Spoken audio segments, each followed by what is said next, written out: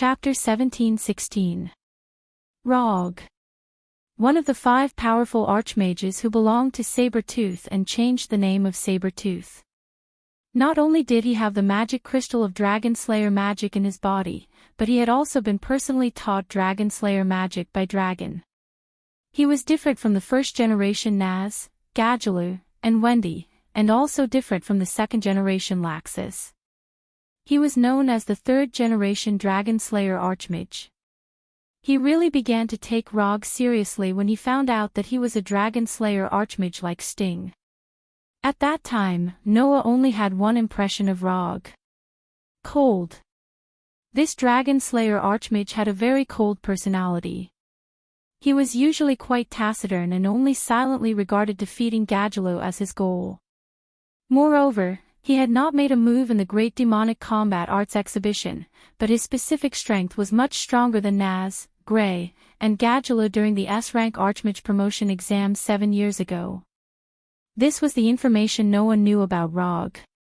So, I completely did not expect that you were Rog from the future. Noah looked at the evil man who called himself Rog in front of him, but whose real name was Rog, and narrowed his eyes slightly. However, this can explain why the magic aura I feel from your body is so special.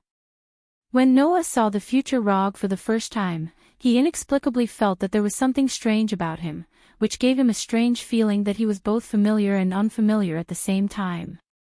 Now that he thought about it, there was no doubt that the feeling at that time was because this guy was Rog from the future.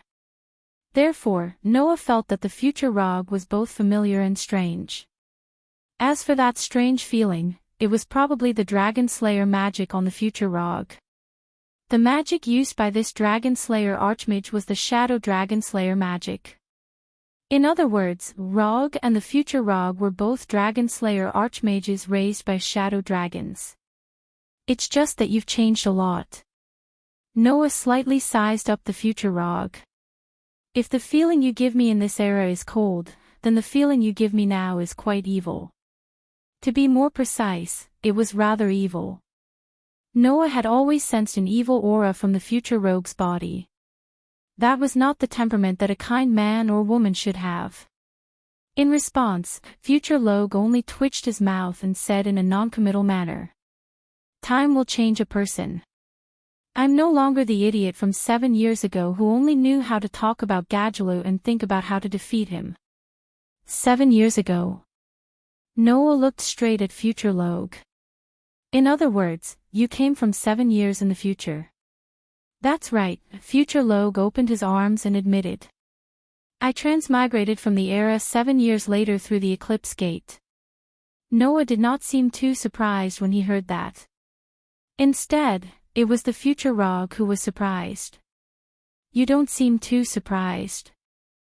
The smile on future Rogue's face slowly disappeared. What? Haven't you always wanted to know about the solar eclipse project? You said it yourself. I want to know about the solar eclipse project. Noah glanced at future Rogue. I already know about the solar eclipse. Otherwise, I wouldn't know that you're the future Rogue. So, I'll skip this part. You just have to tell me what the solar eclipse project is, and that's all. Hearing this, future Rogue frowned slightly. He couldn't help but have some doubts in his heart. Undoubtedly, Noah didn't have any special reaction to the term solar eclipse before, so he shouldn't know about the existence and power of the solar eclipse. How did he suddenly know about the solar eclipse? This question only flashed through future Rogue's mind for a moment. Soon after, the future Rog tossed the matter aside and stared at Noah. The so-called solar eclipse plan is to use the mana collected during the 7 years of solar eclipse as a cannon and fire it. After opening the solar eclipse gate, we'll fire the solar eclipse cannons and destroy 10,000 attacking dragons. Destroy 10,000 attacking dragons. Noah was stunned. Solar eclipse has such power. But, that's not right. If the solar eclipse really had such power, why didn't the solar eclipse cannons appear in Lucy's future era and destroy 10,000 dragons? Future Rogue didn't know that Noah had such doubts in his mind. He thought that Noah was shocked by the 10,000 attacking dragons. Maybe you won't believe me, but I have to tell you that after today, there will be 10,000 attacking dragons attacking this country. Future Rogue said in a deep voice. That's the real hell, a hell that no one can imagine. In my era, which is 7 years later, the world has been dominated by dragons. Less than 10% of humans survived. Future Rogue closed his eyes. That's why I came to this era from the future and asked Princess Emerald of this country to hold the Great Demon Battle Exhibition to collect the mana needed to activate the solar eclipse. When the dragons attack, the eclipse gate will be opened and the eclipse cannon will be launched to destroy 10,000 attacking dragons and save the future of this era. That's the plan for the solar eclipse. Future Rogue sighed. However, Princess Emerald didn't believe me. In order to make Princess Emerald trust me, I told her about a future I was familiar with. Only when the future I spoke of became true would Princess Emerald believe me. Then, she would open the solar eclipse and carry out the solar eclipse plan to save the future of this world. Hearing this, Noah's heart skipped a beat. The future you're talking about, don't tell me you're referring to the result of the Great Demon Battle Exhibition. That's right. Future Rogue nodded heavily. In the history I know, the Great Demon Battle Exhibition ended in a very special way. Fairy Tale's members were all unharmed, and the other guilds were all defeated. In the end, Sting was at his peak, but he felt that he couldn't defeat your guild, so he knelt down and surrendered. Once this happens, Princess Emerald will believe me and carry out the solar eclipse plan. At this point, the way the future Rogue looked at Noah suddenly changed. However, I didn't expect you to appear at this time. Noah immediately understood what future Rogue wanted to say. Since Noah didn't exist in future Lucy's era, then Noah shouldn't exist in future Rogue's era either. Under such circumstances, if a person who didn't exist in the history that the future Rogue was familiar with suddenly appeared and joined the fairy tale that played a very important role in the future and displayed astonishing power, the future Rogue would definitely panic. After all, with Noah's power, if he continued to be active in the Great Demon Battle Exhibition, the special result of Sting kneeling down and surrendering would most likely not appear. This way, future Rogue's prophecy about Emerald would collapse on its own, and Emerald wouldn't execute the solar eclipse plan. At that time, future Rogue's plan would be completely ruined. Why have I never heard of your existence in my era? I don't really understand. Maybe it's because I've transmigrated to this era and caused some changes in it. Future Rogue said. However, although you're very strong, no matter how strong you are, what can you do against 10,000 dragons? How many dragons can you defeat? 10. 100. Future Rogue shook his head. Unfortunately, your opponent is 10,000 dragons. With your power alone, you can't change the future. Therefore, the solar eclipse plan must be executed, Rogue said resolutely. Because of this, I have to think of a way to make you leave the Great Demon Battle Exhibition and let the outcome of the Great Demon Battle Exhibition develop towards the future I know. All of this is to save this world and save the future. This is what you want to know. I've already told you everything, Future Rogue said sincerely. You should be able to understand my words, right? Noah fell silent. However, in the next second, Noah calmly spoke. Unfortunately, you're lying. Chapter 17:17. At that moment, the expression on Future Rogue's face froze. The atmosphere in the space suddenly became heavy, and the temperature around Noah and Rogue seemed to have dropped a little, giving off a feeling that they were ready to draw their swords at any moment. After a while, Future Rogue spoke with an unpleasant expression. What makes you say that? Don't you realize that your words contradict each other? Noah smirked. You just said that the solar eclipse can gather mana and fire it like a cannon, and that its power is enough to destroy 10,000 dragons, right? That's right. Future Rogue nodded. Are you suspecting that the solar eclipse doesn't have such an effect? Or are you suspecting that the solar eclipse doesn't have such power? Basically, I'm suspecting both of these, Noah said as if he didn't notice future Logue's unpleasant expression. If the solar eclipse really has the power to destroy 10,000 dragons, then in your era, you could have used this power to destroy the dragons, right? In my era, less than 10% of the human race was left. Even in this era, it would take 7 years to collect all the mana. How could we possibly collect all of it when less than 10% of the human race was left? The future Logue asked loudly. That's not a reason for you to suspect me, right? You couldn't gather enough mana to activate the solar eclipse in your era. Noah looked at future Logue with a faint smile. If that's the case, how did you come to this era? The future rogue suddenly froze. Since you were able to pass through the solar eclipse gate and come to this era, it means that you gathered enough mana to activate the gate in your era. Noah laughed coldly. Can't that mana be used to fire the solar eclipse cannon? In my era, the dragons had already taken over the world and were scattered all over the world, future Logue said after a moment of silence. Even if there was enough mana to fire the solar eclipse cannon, it wouldn't be able to destroy the dragons that were scattered all over the world. Are you trying to say that the dragons would only gather at this time and attack the Fiori kingdom? Noah looked indifferent. Then, even if 10,000 dragons were to gather and attack the Fiori kingdom, it would be impossible for the solar eclipse cannon to cover the entire country and eliminate 10,000 dragons, right? Even if it couldn't eliminate all of them, it could at least eliminate most of them. Future Logue's tone became irritated. At this time, we should eliminate as many threats as we can. That way, the danger level would be much lower. I agree with you. Noah looked up and stared at the future rogue. As long as your real goal is to eliminate 10,000 dragons. Hearing this, the future rogue's expression darkened, and he sneered. In the end, you just don't trust me. Isn't that obvious? Noah smiled sarcastically.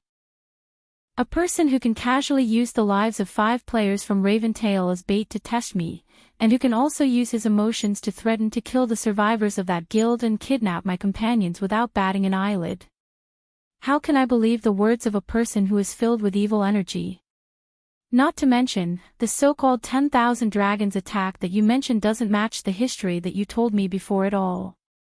Noah looked around him. You said that 400 years ago, the dragons were wiped out by Aconarolia.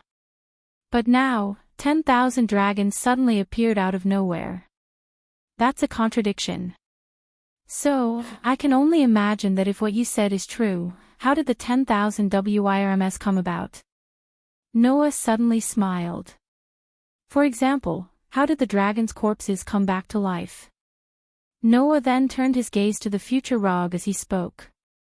Another example is that, like you, they came from different eras through the eclipse gate. When these words came out of Noah's mouth, the heavy atmosphere in the air suddenly exploded. Whing! Black mist surged from future rogue's body and turned into a black wind. It was like a viscous swamp, but also like a rolling black wave. It surged violently towards Noah. However, in the face of the surging pitch-black waves, Noah merely clenched his fist, and magical veins that looked like electric wires appeared on his arm. He then blasted them forward. Dong! The terrifying power turned into a terrifying shock wave, causing Noah's fist wind to be like a cannonball. It violently collided with the huge black wave that was surging over. With a loud muffled sound, the huge black wave exploded, scattering in all directions like sparks. However, the black fog that had spread in all directions did not disappear immediately. Instead, it seemed to have blended into the air and spread out, surrounding Noah. Then, future rogue's voice sounded from all directions. You are indeed an anomaly. Your existence has disrupted the history of this world, causing the future development and the direction of the era to become unpredictable. So, I think there should be a lot of people thanking me. Noah said as he used his sensing ability to search for future rogue's whereabouts. If the determined future in history can't be changed, then let me mess it up. One's own fate must be controlled by oneself. Unfortunately, it's too late. Future Rogue's voice was still echoing in all directions. His actual body could not detect it at all. The results of the great demonic martial arts competition are out. That princess must have started to believe me and is preparing to open the eclipse gate. It's too late for you to rush over now. Hearing this, Noah laughed in disdain. Should I call you stupid? Or should I call you stupid? Do you think I've been waiting for you here all this time? Future Rogue's breath stopped. Only now did the future Rogue realize that he had overlooked something of utmost importance. Where's Xuanai? Future Rogue asked in shock. Why is Xuanai missing? Isn't that a matter of course? Noah's eyes glowed brightly. Although before this, I didn't know what Project Eclipse was, nor did I know what you were planning, but since it's called Project Eclipse, then there's no doubt that the core of this plan is a solar eclipse. Future Rogue was shocked when he heard Noah's words. Looks like you've figured it out, Noah said mockingly. That's right. Just in case, I've already sent Xuanai to guard the eclipse gate. No matter who tries to get close, Xuanai will stop them with all her might. Damn it! Future Rogue cursed angrily. Then, his voice disappeared. However, the surrounding black fog did not disperse and continued to surround Noah. Under Noah's sensing ability, Rogue's aura seemed to cover the entire area of the black fog. However, knowing that Xuanai was guarding the eclipse gate and was planning to stop anyone from getting close, Rogue would not stay here. I see. Noah's expression darkened. Only a projection came to see me, but his actual body doesn't dare to come in front of me. That was to be expected. Future Rogue was afraid of Noah to begin with, so why would he personally come in front of Noah and risk his life? It was estimated that the future Rogue was like Jalal in the past, transferring half of his magic power to the body of thoughts in order to deceive Noah's perception. Part of the reason why Noah felt something off about future Rogue was because of this. In other words, from the very beginning, future Rogue had never let his actual body appear in front of Noah. The people who came in contact with Noah were only projections that possessed half of future Rogue's mana. Bang! On the mountain to the east of Coloches, the ground of the giant egg, Flatbird's meeting place suddenly exploded, creating a huge crater in the ground. From within, a ray of light flew out and rushed towards the sky. Then, it shot towards the direction of the palace. You won't be able to fight here. Xuanai's pretty face suddenly changed. If you can't use magic, no matter how powerful you are as a magic shooter, you're just an ordinary girl. Dutton shook his head. Unfortunately, you can't stop the princess. Then, Dutton immediately waved his hand. A few soldiers stepped forward and held Xuanai up. Although Xuanai was weak, she still struggled desperately. Unfortunately, just as Dutton said, without mana, Xuanai was just an ordinary girl. There was no way she could fight against a group of men, let alone break free from the restraint of a few soldiers. Under such circumstances, Xuanai could only watch as Emerald and the others walked to the solar eclipse gate and came to the device next to the solar eclipse gate. That person from the future used Miss Xuanai's key to open a part of the lock. Previously, we also used Lucy Hartfilia's key to open the rest of the lock. Now, the solar eclipse gate's lock is completely open. We can open the gate at any time. Emerald stared at the device in front of her. Then, she turned her head and looked at Dutton. How's the preparation going? The whole city has entered the highest level of alert. We have also arranged for people to go to the border to monitor. If the dragons appear, we will be able to get the news immediately. Dutton replied. In addition, the soldiers have also begun to evacuate the residents of the city. The magic shooters who came to participate in the Great Demon Battle exhibition are being summoned. They have already gathered in the central square of Coloches. Very good. Emerald nodded. After the dragons appear, we will immediately fire the eclipse cannons to destroy the dragons. However, no matter what, there are 10,000 of them. By then, there will definitely be some survivors. We need the power of the magic shooters to fight against the dragons. We must not neglect them. I understand. Dutton pondered for a moment, then glanced at the struggling Xuan'ai. However, that starling magic shooter seems to have agreed to Noa Doria's request to stop us from opening the gate. Should we treat Noa Doria and Fairy Tale as enemies? We must not do that. Emerald hurriedly said. Although I don't know what's going on, that Lord's power is much greater than that of an ordinary person. He will be our trump card to destroy the remaining dragons. Moreover, there are many powerful magic shooters in Fairy Tale. We cannot lose this powerful force. However, Noa Doria asked Xuan'ai Gulia to stop the gate from opening. Does this mean that he intends to make an enemy of the kingdom? Dutton frowned. When the time comes, what if he helps the dragons to fight against the kingdom? That lord may not know the true purpose of the Eclipse Project, nor does he know that 10,000 dragons are about to attack. Perhaps, like you, he thinks that we intend to use the eclipse to change history. That's why he wants to stop us. Emerald looked at Dutton seriously. Could it be that you, who did the same thing as that lord, also intend to help the dragons to fight against the kingdom? Dutton was speechless. You can't be too presumptuous. Emerald raised her head and looked at the eclipse gate. I don't think that Lord has any ill intentions towards us. Although he is different from us and possesses great power, he is still a human. He wouldn't just watch the dragons destroy our country and destroy this world. Your Highness is right. Dutton said helplessly. Then, what should we do now?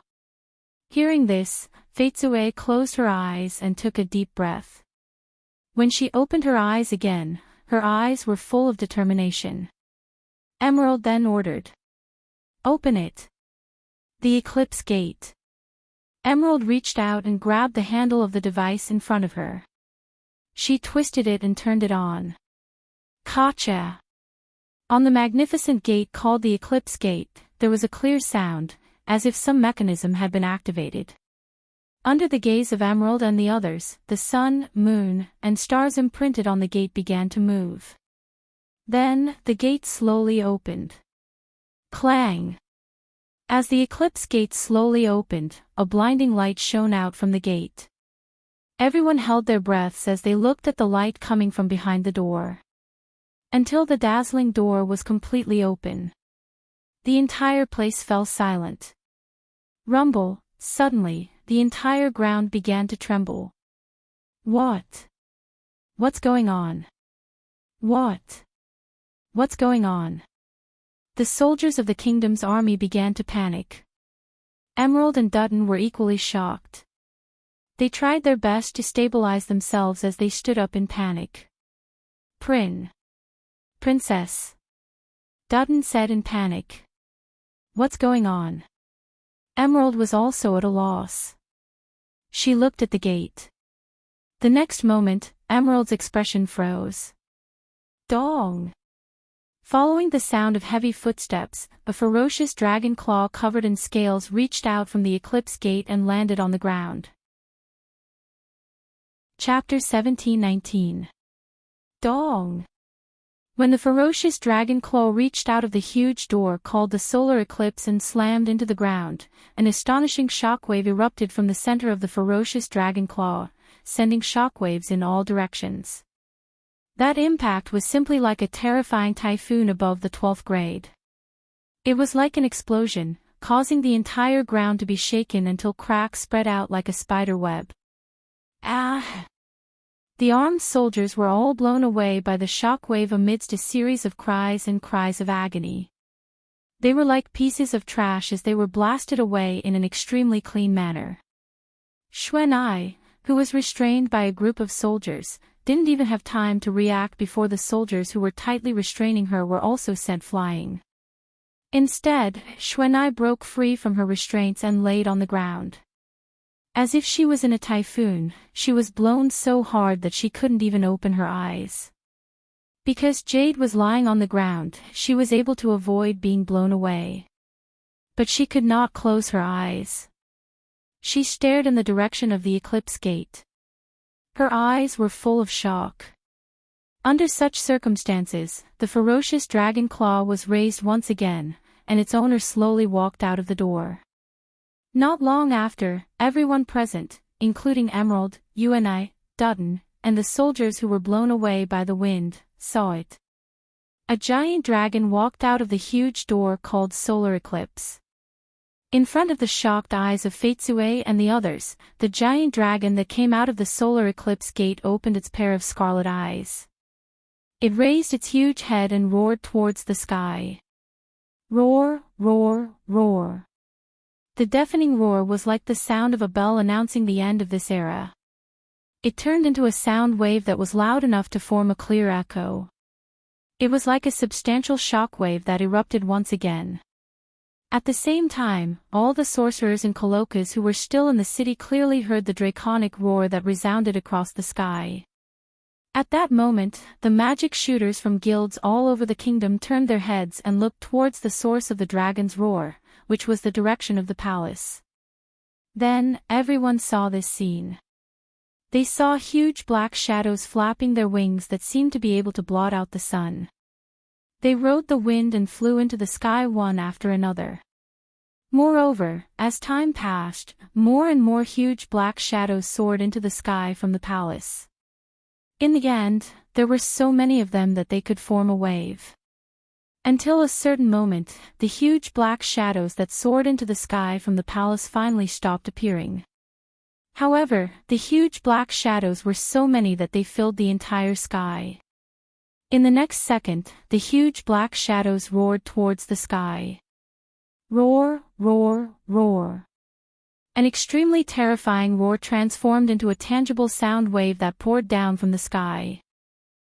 Like a tidal wave, it surged towards all of Colokas from all directions.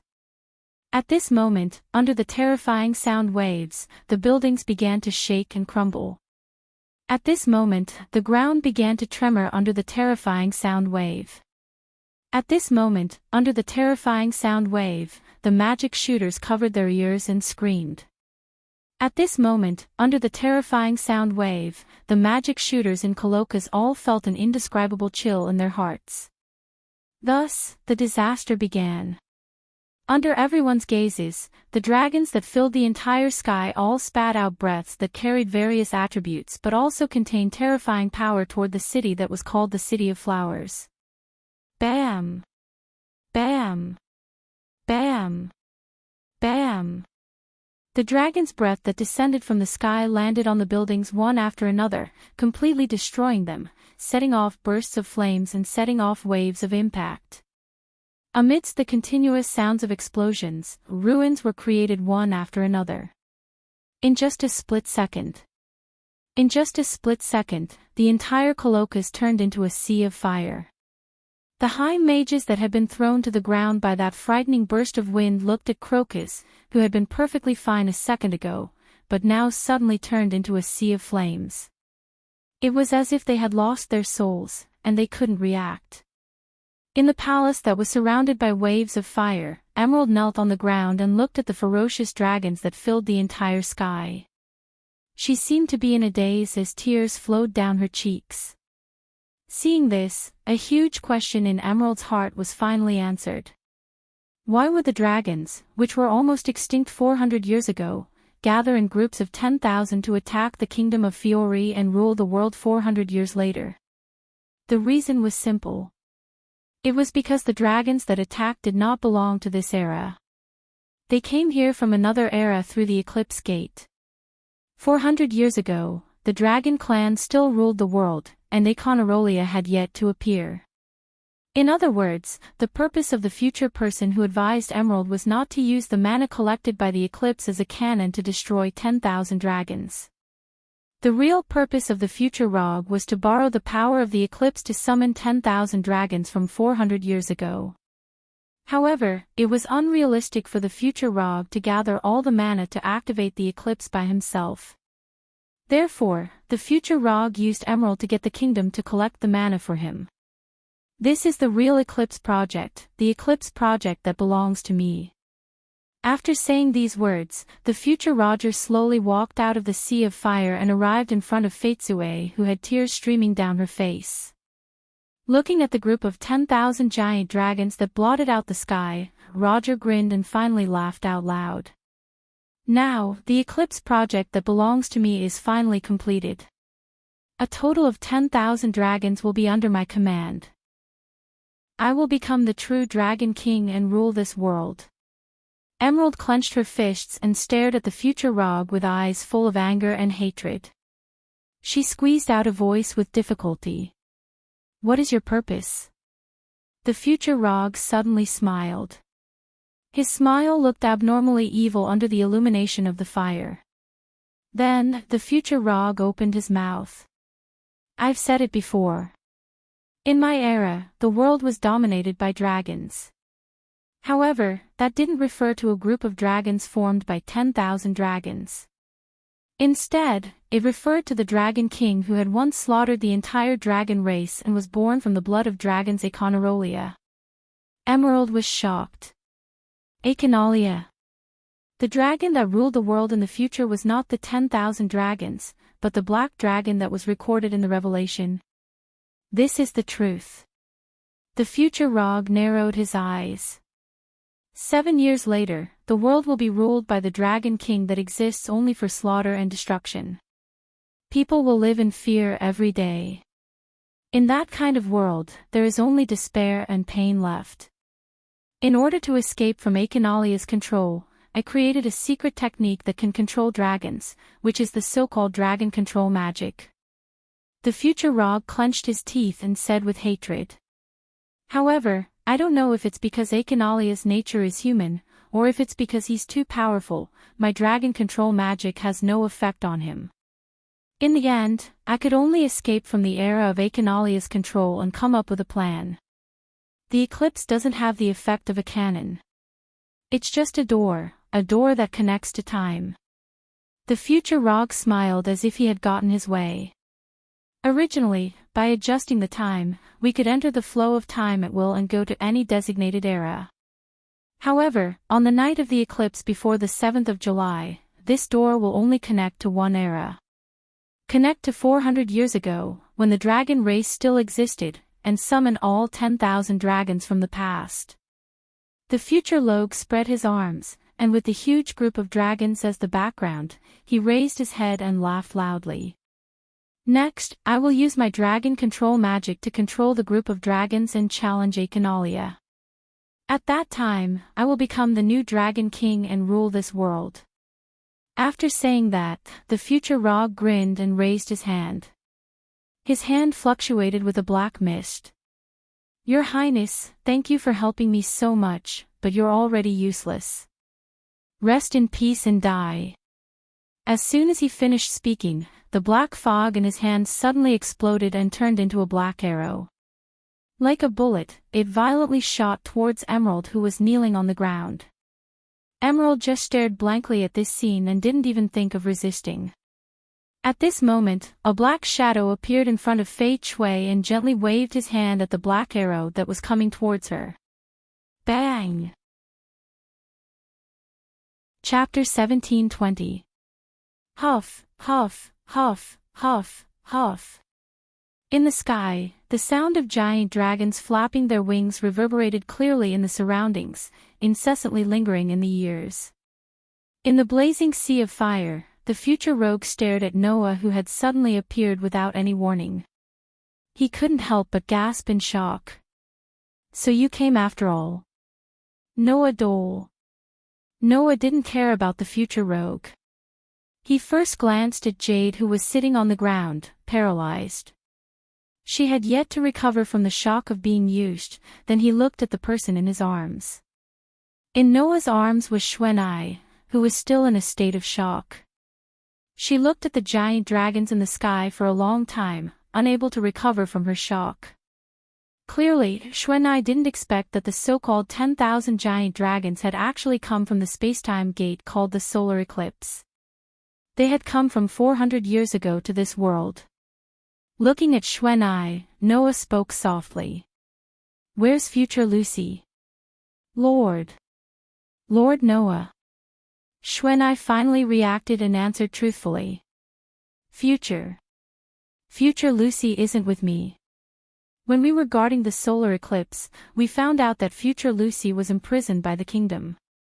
Hence, future Lucy went to save Lady Lucy. Is that so?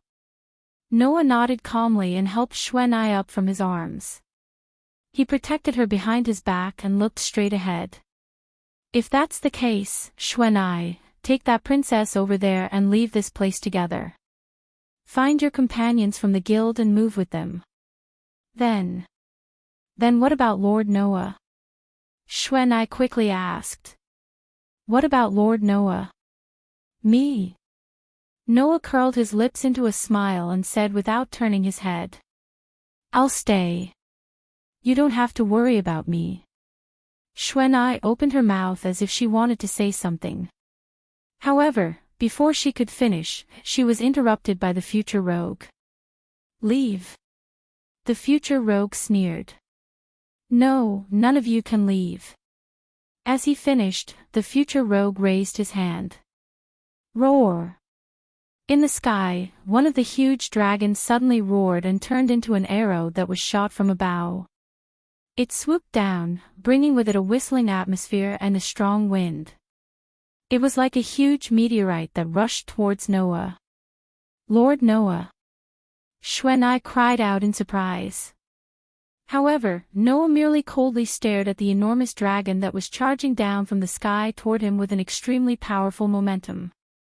He clenched his hand into a fist. Whang! Magic patterns that looked like electric wires crawled up Noah's arm. After being strengthened by magic and the endless magical power provided by the third perpetual motion mechanism, at this moment, a terrifying power surged into Noah's arm. Bang! With a loud explosion, Noah soared into the sky and punched the chest of the huge dragon that was swooping down. Dong! When Noah's fist landed on the huge dragon's chest, a loud, heavy sound that sounded like a bell rang in the air. Then, the huge dragon that was swooping down with a huge momentum was blasted away. It turned into a cannonball and flew back at a speed faster than when it came, crashing heavily into a building. The huge building was smashed into pieces by the huge dragon and turned into rubble. The huge dragon was buried in the rubble and could no longer be seen. The future rogue's expression froze on his face. Xuanai covered her mouth, and her eyes were filled with surprise. Even Jade, who had been sitting on the ground, widened her eyes and looked at Noah, who was slowly descending from the sky and standing firmly on the ground. Her eyes were filled with disbelief.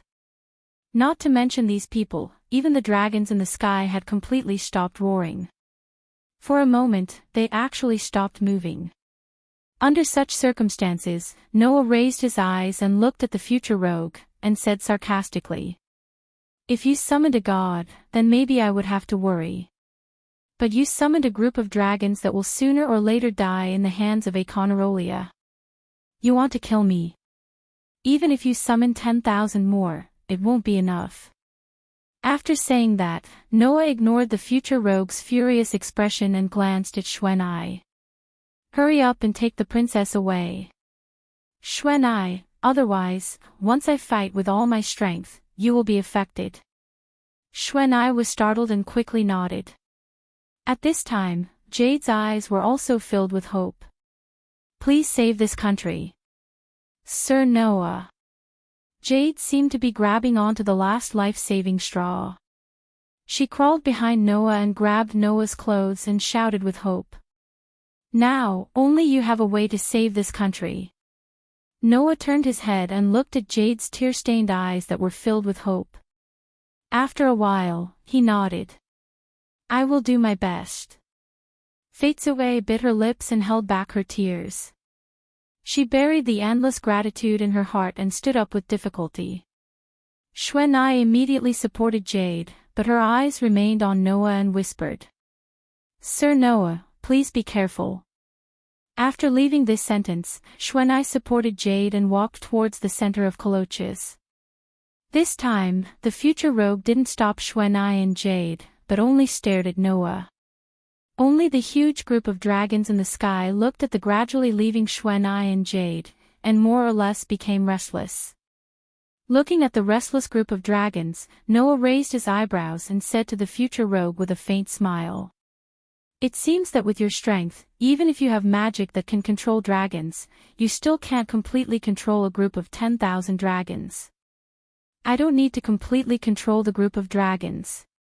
The future rogue's face darkened and said coldly, "I only need to let them destroy and give them a target. That's enough. It's because of this forced method that you're able to keep 10,000 dragons here, right?" Noah pursed his lips. "If you want the dragons to completely obey your orders, with your ability, you can only control a dozen of them." Chapter 17:21. Thud. Thud, thud, rubble fell from the ruined buildings from time to time, smashing into the ground, causing a series of crisp sounds. The surrounding buildings were on fire, and the streets were filled with a sea of fire. Xuanai held on to Emerald and rushed towards the center of Crocus as fast as she could. Roar, roar, roar, roar. In the sky, deafening dragon roars continued to resound, causing waves of sound to blow into the sea of fire, fanning the flames. Xuanai held on to Emerald while braving the surrounding fire and wind. She lifted her head and looked up at the sky. In the sky, several giant dragons were constantly circling back and forth, breathing scorching hot breaths at the buildings below, destroying the city. Future Logue's dragon mastery magic could not control the large number of dragons in the end. Even though he forced most of the dragons to stay at the palace and hold the fort, there were still some that broke away and completely ignored Future Logue's orders, wreaking havoc in Crocus. The 10,000 dragons that the Future Logue had summoned from the era of 400 years ago were probably all dragons that viewed humans as food and livestock, and were against the idea of living together with humans. Therefore, these dragons did not hesitate to destroy this city that was filled with the aura of humans. There was no mercy at all. Under such circumstances, Crocus was constantly being destroyed by the dragon's breaths. Fortunately, Emerald had asked the soldiers of the royal army to evacuate the ordinary citizens in the city before opening the eclipse portal. Otherwise, there would have been a great number of casualties. Emerald's heart was tormented by guilt as she watched the surrounding buildings being destroyed by the dragon's breaths, and Crocus, which was located in the palace, gradually being destroyed. All of this was his fault for opening the solar eclipse door. This sentence echoed in Emerald's heart as she suffered from the torment of guilt. At this moment, a dragon's breath descended from the sky and landed heavily on a building next to Xuanai and Emerald. Boom! The scorching breath blew up the building in an instant, stirring up thick flames and explosive winds, causing rubble and debris to splatter in all directions. Caught off guard, Xuanai and Fei Chui were thrown to the ground by the impact of the blast. They let out a cry of surprise. "Princess!" Xuanai struggled to get up and supported Fei Chui, who was beside her. "Are you okay?" "I'm fine." Fei Chui shook her head and looked at the snow. "Miss Xuanai, please don't bother with me and quickly run away." "No." Xuanai rejected without hesitation. "How can I abandon the princess? But, I am the one who attracted the dragons. I am the one who caused this country, and even the world, to face the threat of 10,000 dragons." Emerald said in grief. "My sins are heavy enough. Even if I die here, I won't be able to make up for it. If you die to save me, I won't be able to face Lord Noah, who is fighting for this country. So, even if you're alone, please leave quickly. Princess, you were only used. You didn't do anything wrong." Xuanai didn't compromise. Moreover, the one who asked me to bring you to a safe place is Lord Noah. If I abandon you here, I won't be able to face Lord Noah. Please leave with me." After saying that, Xuan'ai forcefully helped Fei Chui up. Without any other choice, Fei Chui could only let Xuan'ai do as she pleased. However, in the next moment, Fei Chui caught a glimpse of the scene above. Her pretty face changed abruptly and she shouted, "Run!" Before Xuan'ai could react, a wave of shocking wind fell from the sky and hit the place where Xuan'ai and Fei Chui were, extinguishing the surrounding flames. Immediately, Xuan'ai hurriedly raised her head and looked at the sky. There, a huge dragon slowly descended. Its eyes stared at Xuan'ai and Fei Chui, flashing a playful light. Being stared at by those eyes, Xuan'ai and Fei Chui felt their bodies become cold. They couldn't even move. Soon after, the giant dragon slowly opened its mouth. Inside, a surge of flames was surging and compressing continuously. Just as the huge dragon's flame breath was about to land on Xuan'ai and Fei Cui's body, a dazzling lightning suddenly shot out and swept across the sky. With an extremely fast speed, it suddenly landed on the huge dragon's body. Bang! The dazzling lightning directly hit the huge dragon's head, causing a burst of thick blood to sputter out. Like a splash of water, it sprinkled all around. Rumble! The huge dragon whose entire head was blown away fell to the ground and gradually lost its vitality. Looking at this scene, Xuan'ai and Fei Chui were stunned on the spot. However, an indifferent voice immediately woke them up. "Don't be in a daze there, hurry up and leave." Xuan'ai and Fei Chui were shocked. They subconsciously turned their heads and looked at the source of the voice. In the surging sea of flames, a petite figure was suspended in the air. The silver hair was as dazzling as the moonlight. The snake-like eyes were very coquettish. A quiet and noble temperament pervaded the petite figure. That scene was like the arrival of a goddess, so beautiful that it made people speechless. "You," Xuan'ai said with some hesitation. "You are." "I'm just following my master's orders to protect you," Athena said calmly. "So, don't be in a daze there, hurry up and leave here to meet up with your companions." Xuan'ai and Fei Chui looked at each other. Knowing that now was not the time to get to the bottom of it, they nodded in unison and continued to rush to their destination. Athena turned her head and looked in the direction of the palace. An inexplicable brilliance flashed in her coquettish snake eyes. "You are my fated person, a mere dragon group naturally can't do anything to you, but you have to be careful." Saying this, Athena closed her eyes. "There is one, no, two very evil and dark auras approaching. You may have to spend some effort to deal with them." Clang! In the sky above the palace, the dazzling silver light was like a shining sun, constantly gushing out from the dragon group, dyeing the surrounding sea of flames into another color. "Ha!" In the center of the dazzling white light, Noah roared. The demon slayer in his hand drew a cold arc of light, like moonlight, sweeping across the surroundings. Ultimate sword technique. Form 3 Shadow Moon Dance. The moonlight slash swept across the space, and like an arc, it suddenly appeared. In the sudden appearance of the moonlight, a roaring dragon that was rushing towards Noah's direction had just touched a little, and a white line immediately appeared on the part of its body that came into contact with the moonlight. Poochie! The moment the white line appeared, the dragon's body immediately followed the white line and directly broke into two halves, along with a large amount of blood, falling from the sky. And it was not only that one dragon that came into contact with the moonlight slash. Poochie poochie poochie. Accompanied by a series of ripping sounds, the giant dragons were all cut in half, bringing bursts of blood with them as they rained down from the sky.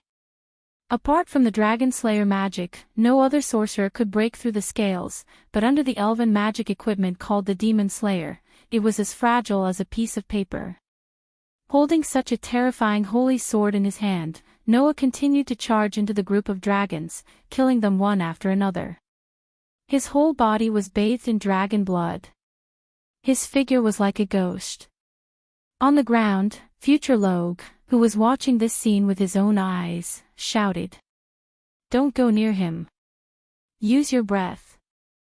Use long-range attacks." Receiving future Logue's order, the dragons surrounding Noah suddenly opened their ferocious beastly mouths, gathering a wave of magic. In the next moment, the dragon's breath shot towards Noah's direction, landing on his body. The powerful breath exploded on Noah's location, turning into a burst of fire, vibrating in the air.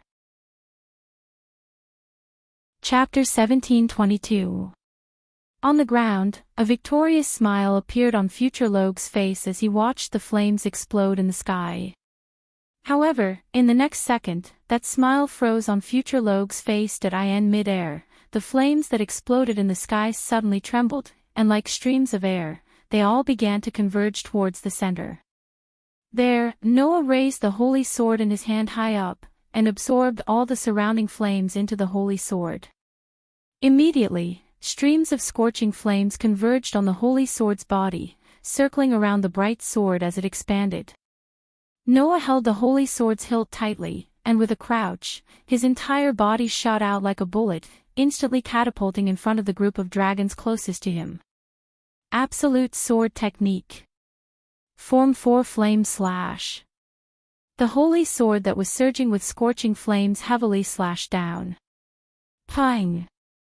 Flames that were even more shocking than before suddenly exploded, turning into a wave of scorching flames. In an instant, it covered the group of dragons, and a violent shockwave shook the group of dragons nearby away, scattering the entire group of dragons in an instant.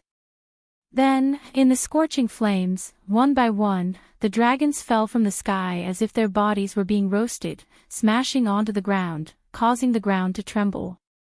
Future Logue could only try his best to stabilize his body, looking at the dragon corpses all around him, and the dragon blood that splattered everywhere. His entire body trembled.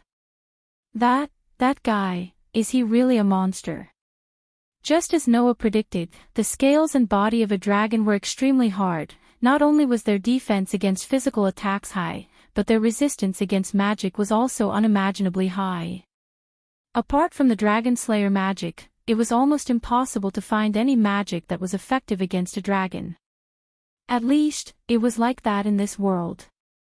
Therefore, even if it was the weakest 5-digit dragon, it was still possible for a human to win. Even if one mastered the dragon slayer magic, wanting to defeat a dragon was a very difficult thing to do. Not everyone could become an existence like a Conarolia. It was precisely because of this that the future Logue, a dragon-slaying archmage who used the shadow attribute dragon-slaying magic, created another dragon-slaying magic that could control dragons instead of fighting them head-on. However, in front of Noah, the WIRMS that humans could not defeat at all were like the most fragile lizards that were killed one after another. How could that kind of thing happen? If humans could really have this level of power, how could the world be controlled by a Canalia? Future Logue roared at Noah, who was in midair. It's impossible for a human to defeat a dragon. Future Logue's body, as if he was in a frenzy, formed an invisible network that connected to the dragons. Roar, roar, roar. The dragons immediately roared in unison. Their roars were filled with rage. Future Logue was unwilling to believe that a human could defeat a dragon, but how could those dragons, who regarded humans as food and livestock, believe that a mere human could single-handedly challenge a group of 10,000 dragons? Seeing one dragon after another die under Noah's holy sword, the rest of the dragons were incomparably furious and also went crazy. Therefore, there was no need for Future Logue to give the order.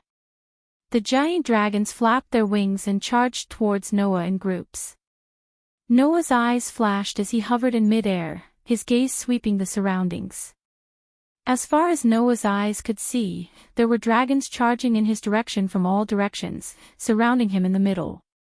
At that moment, Noah tightened his grip on the holy sword, and the divine power in his body was channeled to the maximum extent he could control, causing the sword to emit an unprecedented dazzling light, illuminating the entire night sky as bright as day.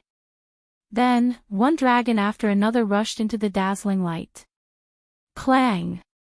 Sword light flashed in the space. Pang! A dragon's breath swept past. Poochie poochie poochie. Tearing sounds were incessant, causing the dragons to be cut in half one after another. Pang pang pang pang. Waves of explosions also shook the air, causing the astonishing flames to surge in the dark night, making it seem magical and illusory. Noah's figure was constantly flashing in mid-air, charging back and forth among the dragons. The holy sword in his hand was constantly swinging, and every time he swung, a dazzling sword light would be drawn, killing a dragon. Meanwhile, the dragons charged in Noah's direction fearlessly, spewing breaths of various attributes from their mouths, attacking Noah's figure that was too small compared to the dragons, causing explosions to ring out incessantly. However, as time passed, Noah didn't suffer any injuries at all. Even his physical strength seemed to be bottomless as he continued to charge, and charge. Compared to Noah, the dragons and the astonishingly large number of dragons were killed one after another, causing a large amount of blood to fall to the ground. On one side, there was a lone human. On the other side, there was a massive number of dragons. Originally, it should have been a completely different battle situation. In the eyes of others, there was a huge disparity in the battle, but it was a one-sided massacre by the humans. And this battle situation was predestined from the beginning. Comparing the advantages of both sides, it was easy to understand. Although Noah had lost his authority, sovereignty, ability value, and even his treasure vault, Astra was the strongest sword spirit that even the Elven King, who was the embodiment of the elements of the world, was afraid of. With the support of the third perpetual motion mechanism spiritual core, and the support of unlimited divine power, this power was unleashed without any restrictions, and its power could be imagined. In addition, the sword dance of controlling the spirits belonged to the highest level of ultimate sword skills, and Noah could be ranked among the 4 digits. On the other side, the strength of the dragons was uneven. The strongest was at the top of the 5 digits, and the weakest was at the bottom of the 5 digits. However, in the situation where there were as many as 10,000 dragons, even if none of the dragons could be ranked among the 4 digits, they wouldn't be slaughtered by Noah alone. The problem was that although Noah had lost his authority, he still had the physique of a god slayer. Mysteries that didn't reach the level of a god couldn't be effective against Noah. Therefore, the magic of the dragons couldn't be effective against Noah, but Noah's elven magic device could easily break through the tough dragon scales that were almost impossible for humans to break. In this way, even if there were more dragons, how could they do anything to Noah? If Athena hadn't been sent by Noah to protect her companions in Kulakasli, and if she didn't have the lightning of salvation and the heavenly sword of salvation in her hands, the dragons would have all died. Looking at the dragons falling one after another under Noah's sword, the future Logue was terrified. Monster, that guy, is definitely a monster. At this moment, in the eyes of the future Logue, a figure appeared behind Noah who was killing the dragons. That figure was none other than Akonarolia. One was a human. The other was a dragon king. Both of them were monsters. Could it be that after being dominated by Akonarolia, he, who had escaped to this era, would be defeated by a human? Don't joke around. The future Logue roared in anger. I definitely won't lose here again. After saying that, a burst of magic surged from the future Logue's body. At this moment, a figure suddenly appeared in front of the future Logue, stretched out his hand, and pressed his face. Noah, who was holding the silver holy sword, looked straight at the future Logue, his eyes full of coldness. So noisy. After saying that, Noah's hand suddenly tightened, and he directly grabbed the future Logue's face, lifted him up, and slammed him heavily on the ground. Bang! The future Logue didn't even have time to react before his whole body was slammed on the ground, causing the ground to crack. Chapter 1723. Cough. The strong impact from his back shook his internal organs, causing him to cough up blood on the spot. Blood splattered on future Rogue's face, staining his sinister face. In fact, future Rogue wasn't weak. In this era, future Rogue's strength was already very outstanding. He was much stronger than Naz and Gadjulu, who participated in the S-rank promotion exam. As a magic shooter, even if he couldn't be said to be at the peak, he was definitely in the ranks of the powerful. Future Rogue came from 7 years in the future. 7 years of bitter struggle in a world dominated by Aconarolia. One could well imagine how powerful Rogue would become in the future. At least, with future Rogue's strength, it wouldn't be strange to say that he could stand shoulder to shoulder with Alusha and Kagura. However, facing an existence that could solo 10,000 dragons, future Rogue had no power to fight back. It was still the same sentence. It wasn't that future Rogue was too weak. It was just that Noah's strength couldn't be considered on the same level as human magic shooters. Damn. Damn. Future Rogue struggled to get up. But before future Rogue could struggle to get up, a flashing holy sword was suddenly pressed against future Rogue's neck. The cold touch from the front of his neck made future Rogue freeze. Future Rogue could only slowly raise his head and look in front of him. There, Noah was holding a silver holy sword and pointing it at future Rogue's throat. His eyes were abnormally cold. I don't know what kind of desperate life you lived in your era, but because of that, you came to this era and used everything you could to summon 10,000 dragons for you to manipulate and conquer the world for you. How is that different from Aconarolia? Noah's gaze fell on future Rogue, giving future Rogue an indescribable sense of oppression. You can't even protect your own future, yet you want to take away someone else's future. Your defeat was already destined. Shut up. Future Rogue hysterically roared. If it weren't for you. If it wasn't for you. I will definitely not lose here. Hearing this, Noah laughed in disdain.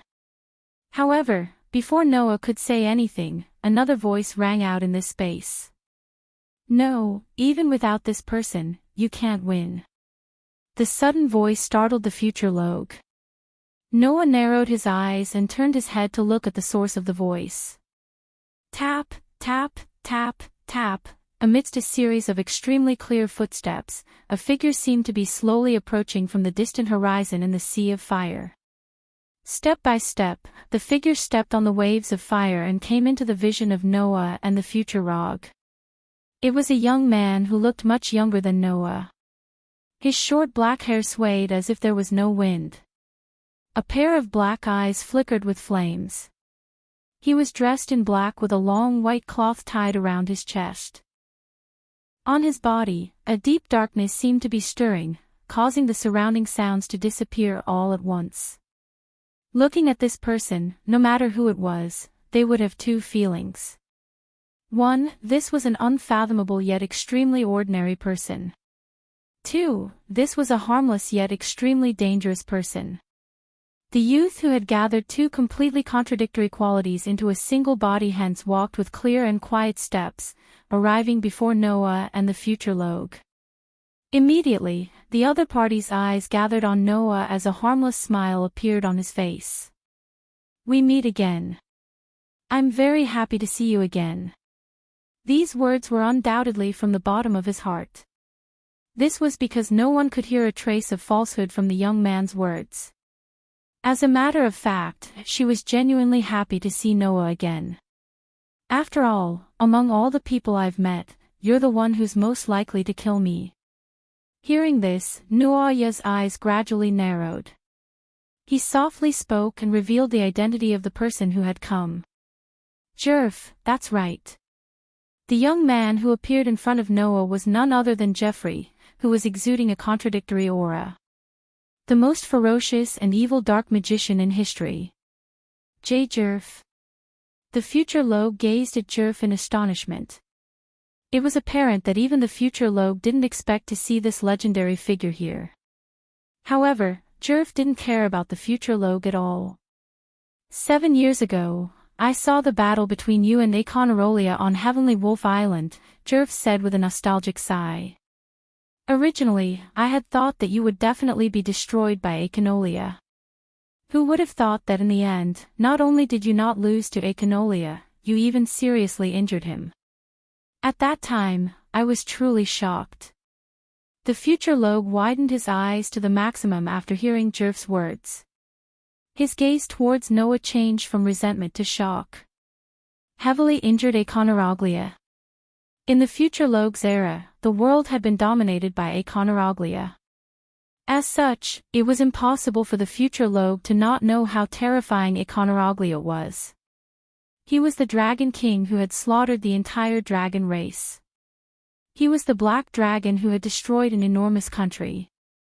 He was the one who had brought the end of the world and the despair of an era, and this human had heavily injured him. So that's how it is. So that's how it is. The future Log's gaze became empty as he laughed out loud. That's right. If he wasn't that strong, how could he single-handedly challenge 10,000 dragons? The future Log still remembered that he had said this to Noah in the dragon graveyard. Your opponent is a giant dragon with 10,000 heads. You can't change the future with your power alone. The words from back then had now been rejected by Noah in the most direct and ironic manner. Only now did the future Log understand. Noah Doria. This man wasn't someone that humans could compare to. Even in the face of everything in the world, it was difficult to find an existence that could be compared to him. Therefore, the future Log laughed out loud. His laughter contained an indescribable sorrow. Unfortunately, at this moment, the existence of the future Log was already insignificant to the two otherworldly figures present. Noah even withdrew the holy sword from the future Log's throat and looked at Jerv. What are you doing here? Jerv smiled. His expression was still as harmless as ever. I'm here to witness the future of this era. Witness the future of this era. Noah furrowed his brows. What do you mean? Jerv didn't answer. Instead, he looked up and said, Don't worry. Akonalia, the Dragon King who was transformed from a human. Undoubtedly, he had the power to dominate the world, but he only wanted to destroy. His hatred for life led him to slaughter the entire dragon race back then and treat the dragons as his targets. Jerv looked at Noah again. The smile on his face didn't change, but his eyes turned dark red. If Akonalia, who hates the dragon race, sensed the aura of so many dragons here, what would he do? Noah's heart skipped a beat when he heard Jerv's words. He lifted his head abruptly and looked at the sky. Roar, roar, roar. In the sky, a large number of dragons roared at the sky, and their roars resounded in the night sky. It was an abnormally majestic sight. However, Noah discovered it. The giant dragons that were attacking him fearlessly just a moment ago actually stopped in mid-air and roared threateningly in one direction. He looked like a wild beast that had instinctively sensed that a fatal disaster was approaching. Noah looked in the direction of the dragon's roars and gazed into the distant horizon. Not long after, a black figure appeared silently. Chapter 17:24. On the other side, when Noah was slaughtering the dragons, the magic shooters of the various guilds who were still in Coloccus were also fighting against the dragons that were out of future rogues' control. The location was in the central square of Coloccus. When the entire Coloccus turned into a sea of fire, only this square was still guarded. This was because the magic shooters from the various guilds in the kingdom were using this square as a base to fight against the attacking dragons. Roar!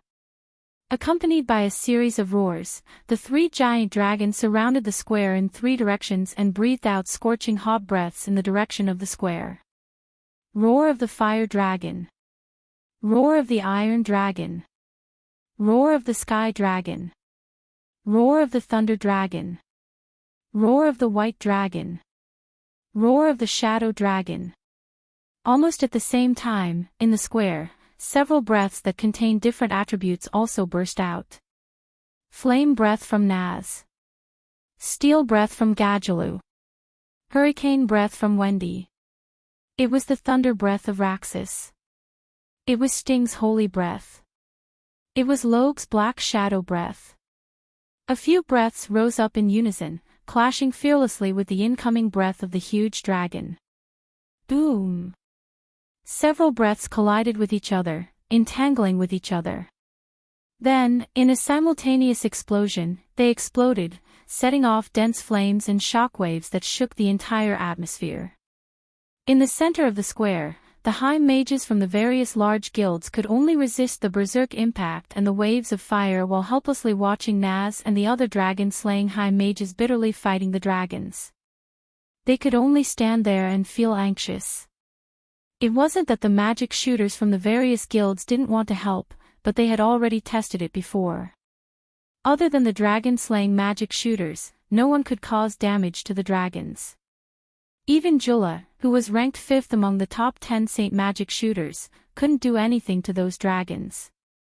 Therefore, everyone could only leave the battle to the dragon-slaying magic shooters. They gathered in the center of the square and were responsible for protecting those who were injured in the previous battle, as well as guild members who were too weak to protect themselves. Among them, Snow and Emerald were among them. Of course, Athena was there too. Lucy looked at Athena anxiously. Naz and his party were entangled with the 3 dragons and couldn't take them down for a long time. Instead, they were suppressed by the 3 dragons, and Lucy looked at Athena anxiously. "Hey, can't you think of something?" Lucy's words caused everyone to focus their attention on Athena. This was because not long ago, there weren't only 3 dragons here. Instead, there were more than a dozen dragons besieging this place.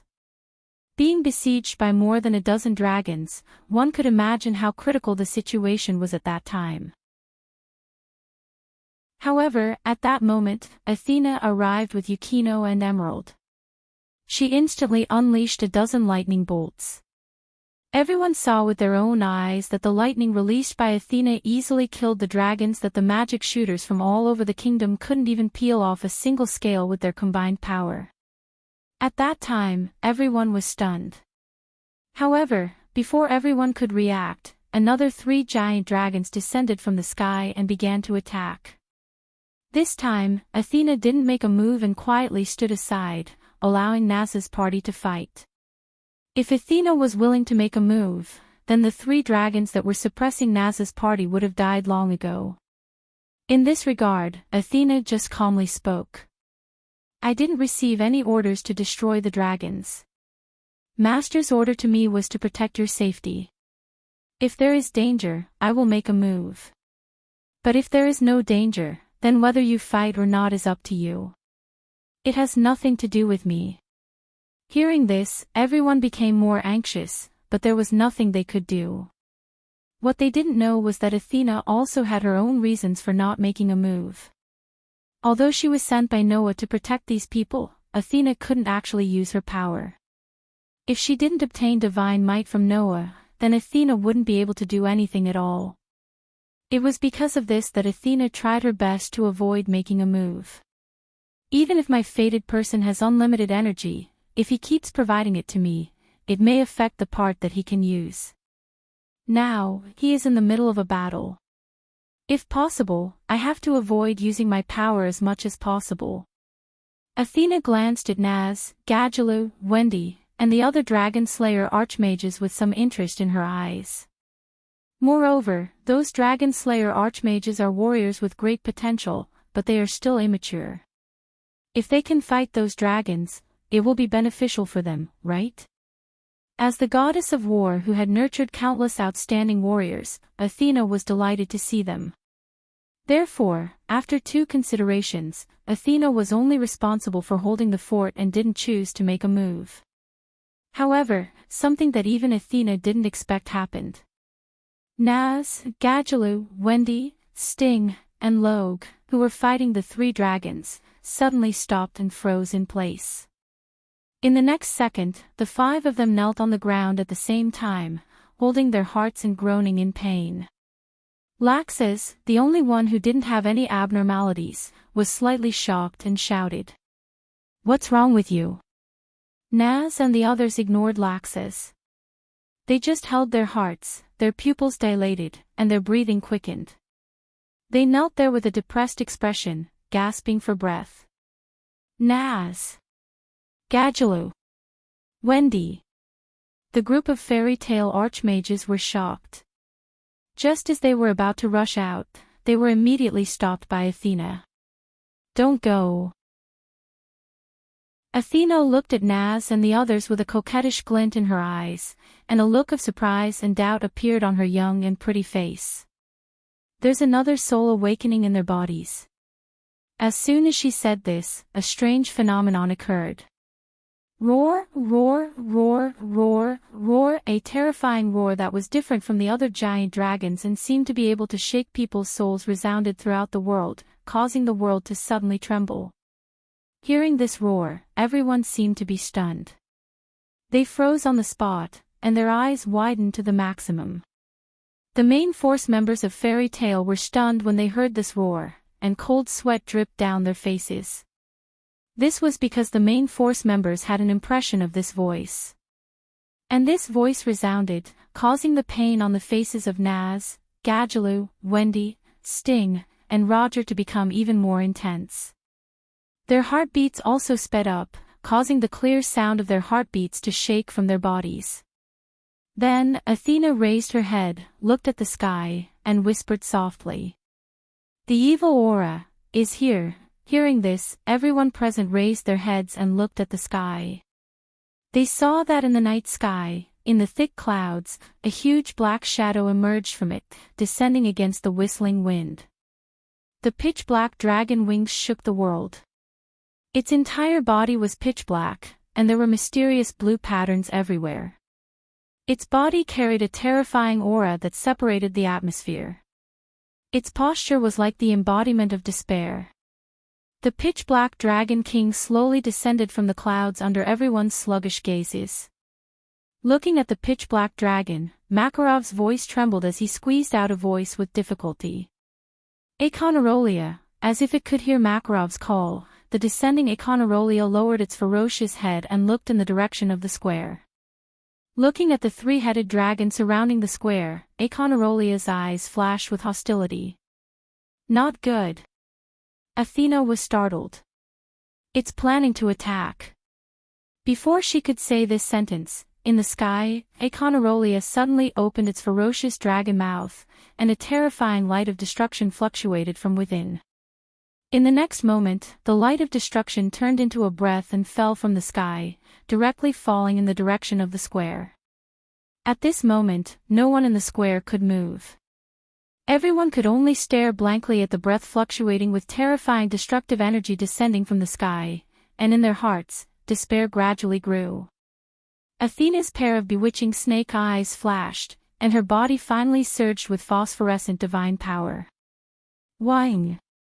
At this time, a huge beam of light violently shot from another direction, rubbing against the air, flashing through space, and fiercely attacking the breath of destruction falling on the square. Boom!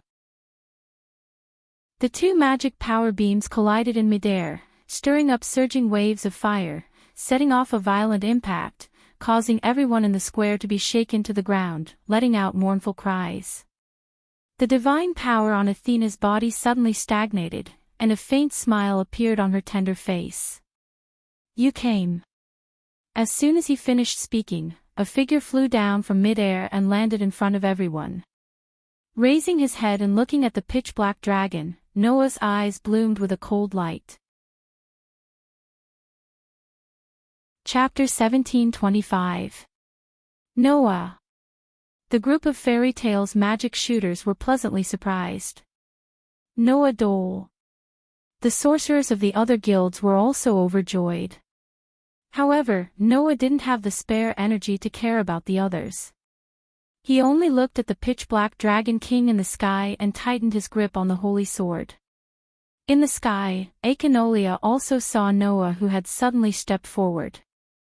To Achenoloa, a human was just an ant, not worthy of his attention. Even dragons were prey to Achenoloa, let alone humans who even dragons couldn't resist. Therefore, Achenoloa definitely wouldn't look a human in the eye. However, at this very moment, Achenoloa was staring at Noah below. Achenoloa clearly remembered that human's appearance. 7 years ago, on Heavenly Wolf Island, it was this human before his eyes who had stopped him when he was planning to destroy him, and even heavily injured him. It took Achenoloa several years to recover from his injuries. Taking a closer look, although the wounds inflicted by Noah's parting sword, E.A., had already healed, there were still some scars left on Achenoloa's pitch-black body that was covered with mysterious patterns. Recalling the pain he suffered at that time, Achenoloa's eyes immediately turned red. Roar, roar, roar, roar, roar. The roar that was enough to shake a person's soul resounded once again, turning into a rolling sound wave. With a shock, it actually dispersed the thick clouds in the night sky in an instant, setting off a violent airflow that surged in all directions. Immediately after, Achenoloa, with a ruthless aura all over his body, charged towards the square below like an arrow that had been shot from a bow. The pitch-black giant rubbed against space, and it was like a meteorite falling from the sky. Sparks flew as it rubbed against the outline of Achenoloa's body, shaking the entire space while explosively descending. Its momentum was extremely terrifying. Undoubtedly, Achenoloa was still at least a few hundred meters in the air, but the violent airflow set off by his body had already reached the square, making the group of magic shooters unable to open their eyes. Such momentum was not something that the WIRMS summoned by the future Lo could compare to. The evidence was that the 3 dragons surrounding the square had already retreated with a low roar, their faces filled with fear. Noah was the only one present who could withstand the violent waves of air that were roaring towards him. His dark and deep eyes grew brighter and brighter. Then, Noah poured all the divine might he could into the demon slayer in his hands. Clang! A gorgeous white light shone, illuminating the entire square.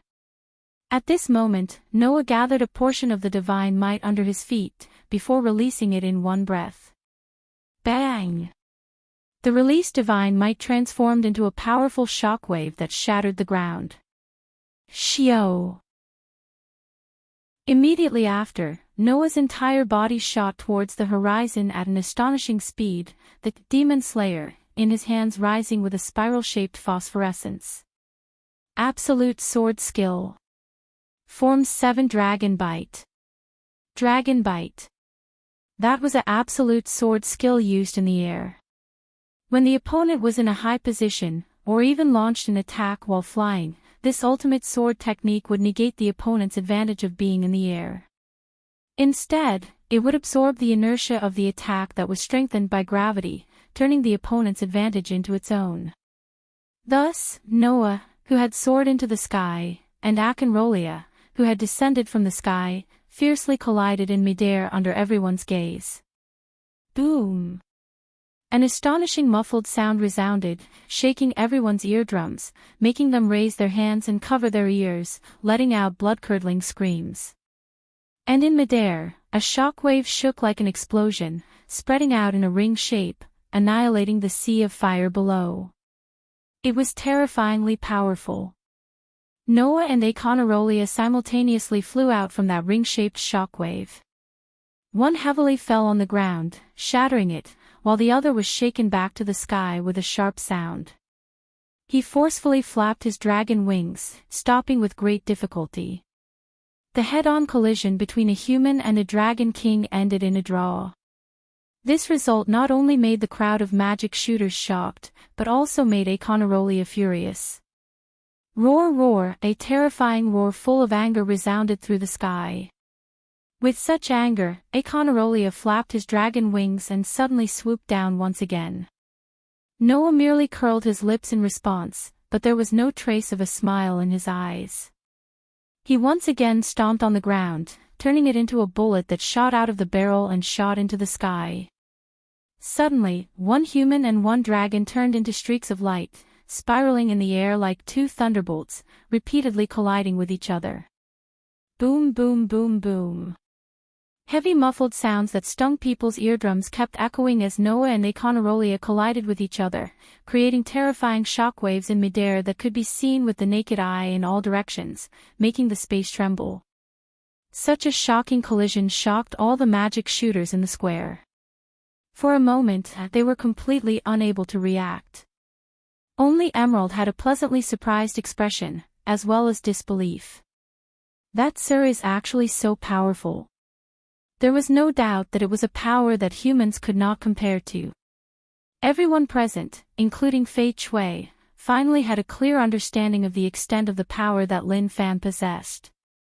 This was especially true for the archmages of Saber-Tooth, who felt a burst of fear in their hearts. It turned out that they had always regarded such an existence as an enemy, or even as trash. Just how arrogant and conceited did one have to be to have such an understanding?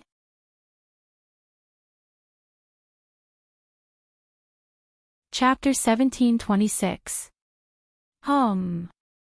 Amidst the tremors in the air, the pillars of light that rose from Naz, Gadjaloo, Wendy, Justin, and Rog rushed directly into the sky, shining with a dazzling light that was particularly conspicuous in the dark night. What's going on? Everyone present was completely dumbfounded when they saw this scene.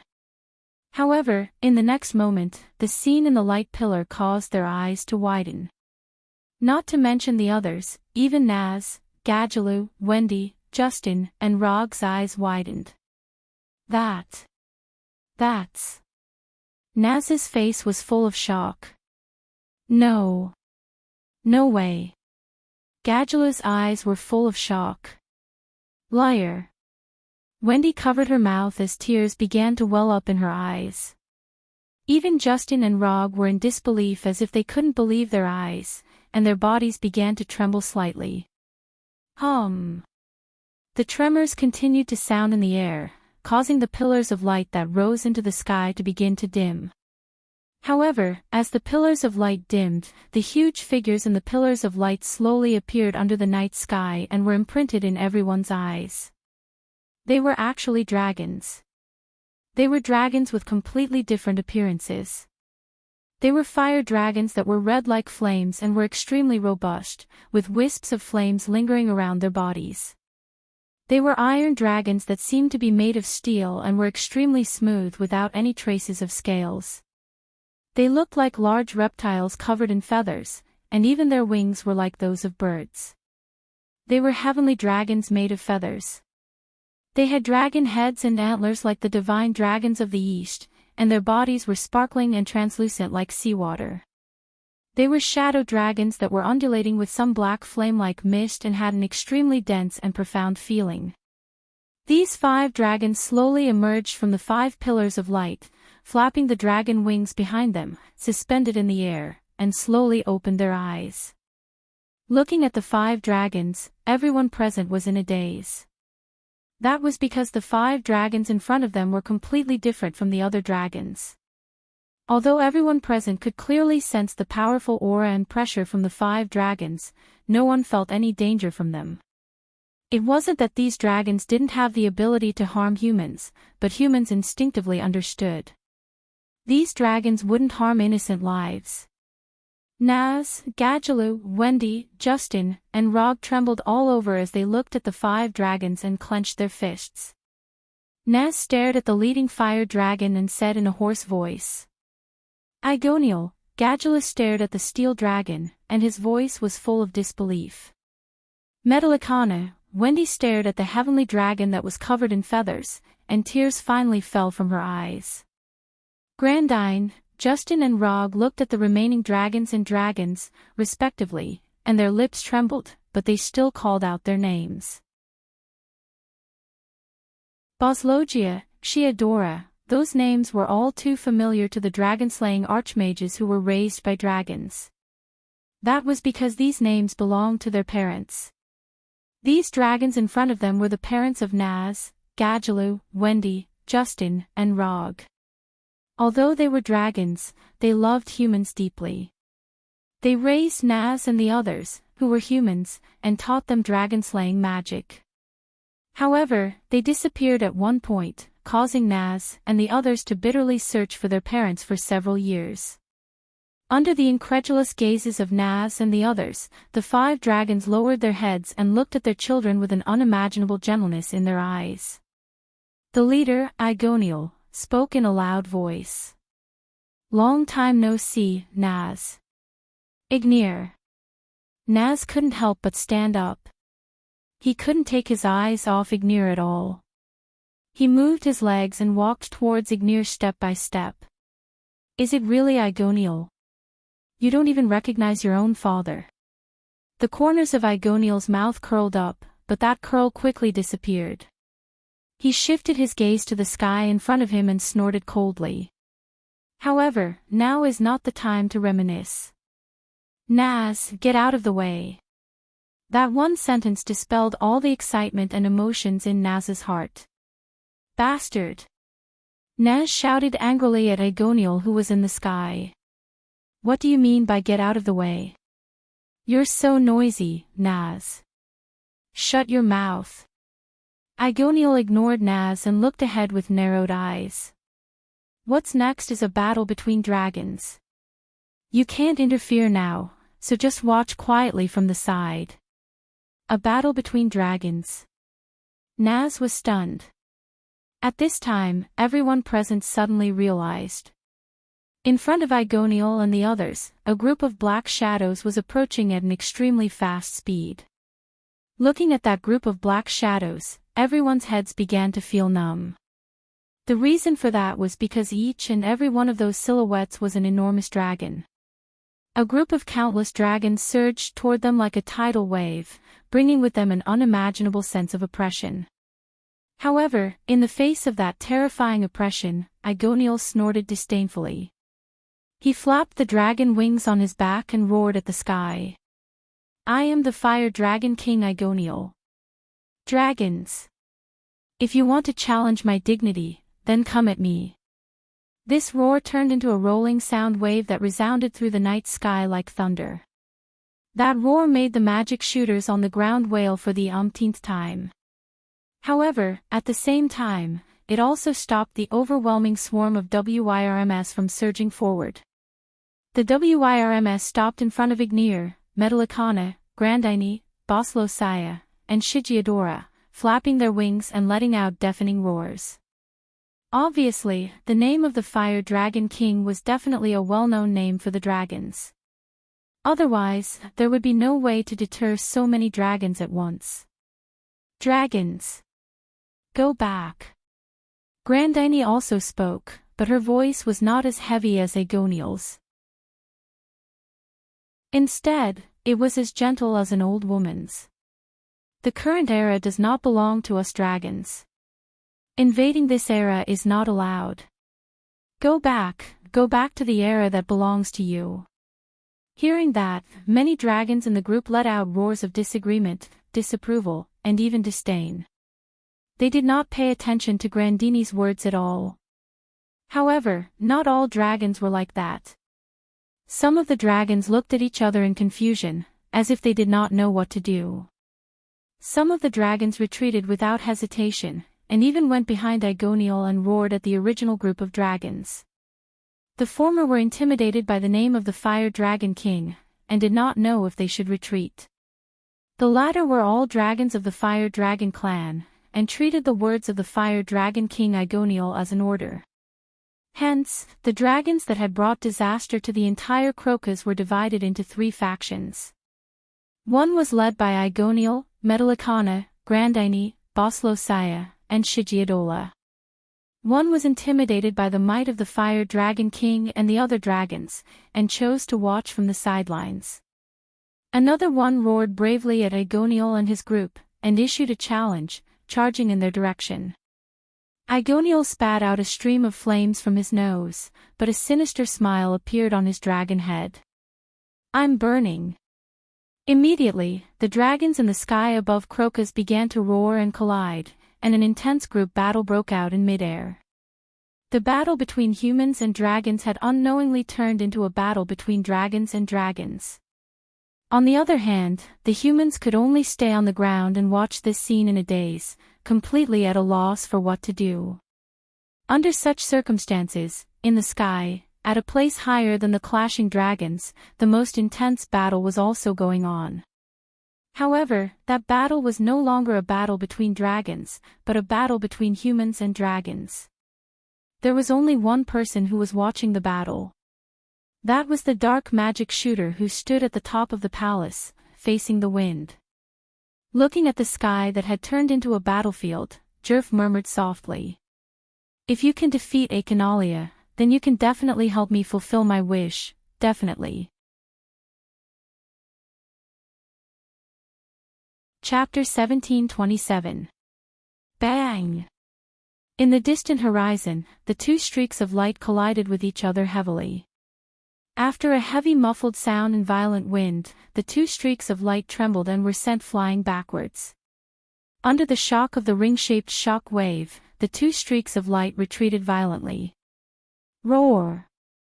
Akenalia roared furiously. The dragon wings on its back flapped, and its huge body that was sent flying backwards came to a stop. It stabilized its body, and then transformed into a meteorite for the umpteenth time, shooting forward. That speed made the Black Dragon King like a bullet. In an instant, it arrived in front of Noah, who was still retreating, with a ruthless and ominous glint in its eyes. "Who?" Accompanied by a whistling sound, the halberd-like dragon tail on Akenalia's back swung fiercely in the direction of Noah. Wherever the black dragon tail passed, the air was compressed into a ball and suddenly exploded, forming a very ear-piercing sonic boom. Under that ear-piercing sonic boom, the black dragon tail, which carried an extremely terrifying power, swept across the space and violently whipped towards Noah. With such a powerful blow, it was impossible for Noah, who possessed superb senses, to not detect it. However, Noah did not show any fear, nor did he stop. Instead, he gathered divine power under his feet and suddenly released it. With a dong sound, as if he had stepped on the air, he turned into a cannonball and retreated at an even faster speed. Swish! The dragon tail, which carried a terrifying power, suddenly fell into the air, setting off a wave of air and even causing a burst of air. It was quite terrifying. One could well imagine how frightening the damage would be if that strike were to land on a person's body. Unfortunately, no matter how strong he was, if he couldn't hit him, then it would be completely useless. Noah, who had casually avoided that frightening blow, had a sharp glint in his eyes. He still did not stop his body, but converted the divine power flowing in his body into demonic power. Clang! Without the support of the divine power, the light on the demon slayer in Noah's hand suddenly dimmed. However, a violent demonic power suddenly rose from Noah's body. Buzz! In the next moment, huge magic squares rotated in front of Noah one after another, overlapping and combining. In an instant, they formed an extremely abstruse and complex geometric pattern. Then, waves of berserk magic power rapidly condensed into streams and poured into the extremely complex geometric magic array, causing the complex geometric magic array to expand continuously. In just a moment, the complex geometric magic square had expanded to a size of hundreds of meters in diameter, with dazzling demonic power flickering inside. Only then did Noah reach out his hand and placed it at the center of the complex geometric magic square that was like a huge turret, and whispered, "Cast!" The massive amount of demonic power that was gathered within the magic square exploded instantly. Bang! In the next moment, in the sound of heavy artillery, an earth-shattering magic beam burst out from the huge geometrical magic array, and with a sharp whistling sound, it shot straight towards Akenalia. Looking at the huge beam of demonic power shooting towards him, a faint sense of crisis emerged in Akenalia's heart. Therefore, Akenalia had reason to believe that his dragon scales that could resist any kind of magic attack and even physical attack would not be able to completely offset the might of the huge beam of demonic power. Roar. Thus, Achenalia suddenly roared and opened his sinister dragon mouth, gathering demonic power that fluctuated with frightening destructive energy and condensing it into a ball of light. Bang! The ball of light exploded, and the fearsome destructive energy transformed into a beam of light that pierced through the air and shook heaven and earth. The beam of light was imbued with a burst of abnormal energy fluctuations, and it hurtled directly toward the oncoming beam of light. Boom! The moment the two terrifying beams of light collided, a ball-shaped ball of demonic power continuously expanded at the point of collision. Finally, it exploded with a loud bang, causing the violent explosion to turn into a shockwave that shook in all directions. The thunderous sound could be faintly heard even from a distance of 1,000 meters. At the moment of the explosion, a circle of energy ripples also shook from the point of explosion, sending Achenalia flying back. It was at this moment that a figure suddenly appeared in the center of the energy ripples in front of them. With a whoosh, the figure landed on Achenaolia's back. Achenalia's eyes widened. Noah, on the other hand, raised his fist high. Magic lines that looked like electric wires suddenly crawled up his arm. Go down. Amidst the violent roar, Noah's fist that was covered with electric wiring lines suddenly clenched, and like a thunderclap, it fiercely smashed down on Achenalia's body. Boom! A muffled sound like the ringing of a bell resounded, shaking up a circle of shock waves. An astonishing force directly hit Achenaolia's back, causing him to let out a painful howl. His huge body was like a kite with a broken string, and like a rubber ball that was fiercely slapped away, he fiercely fell to the ground. Whoosh! A sharp sound that pierced one's eardrums reverberated between heaven and earth, attracting the attention of the fierce battle between the dragons and the humans who were watching the development of the situation on the ground. Then, both the humans and the dragons saw it. In the distant sky, a stream of light violently fell like a meteorite, causing violent friction with the atmosphere. Carrying a fiery halo, it heavily landed in a corner of Crocus under the gaze of all the dragons and humans. Boom! The stream of light hit the ground, and amidst a deafening loud noise, it stirred up a terrifying shockwave. Along the way, it brought along thick sand and debris, spreading to the surroundings like a typhoon. Looking at this scene, both the dragons and humans subconsciously stopped what they were doing and focused their gazes there. After the astonishing shockwave subsided, everyone could see clearly. In that huge pit, Achenalia was lying on it, howling in pain. On the other hand, Noah rode on Achenalia's back. His hands were covered in electric wiring lines that shone with unprecedented brilliance. He threw punches at Achenalia one after another. Boom, boom, boom, boom. A series of muffled sounds that made one's heart contract abruptly resounded. At this moment, Noah seemed to have turned into a berserker. With red eyes, he repeatedly bombarded Achenalia with fists that carried the power of tens of thousands of kilograms. With each punch, Achenaolia's huge dragon body shook fiercely, and it let out a painful roar. Immediately, even the ground started to crack apart along Achenaolia's body in all directions. That extremely shocking scene made all the dragons and humans suck in a breath of cold air. Finally, even the ground couldn't withstand the shaking of those punches that could shatter mountains and split the sea. Bang! With a muffled explosion, the ground beneath Achenaolia shattered and caved in as if it was collapsing. Dense sand and dust filled the air, covering Achenaolia's body. At this time, Noah suddenly retreated from that dense sand and landed on the ground.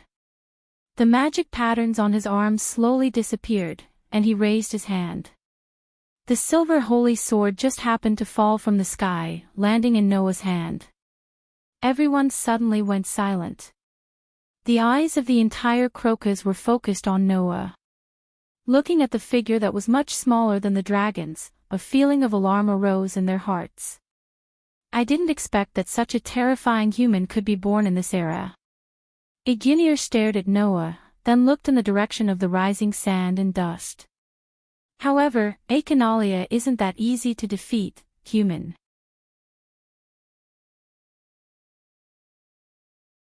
Chapter 17:28.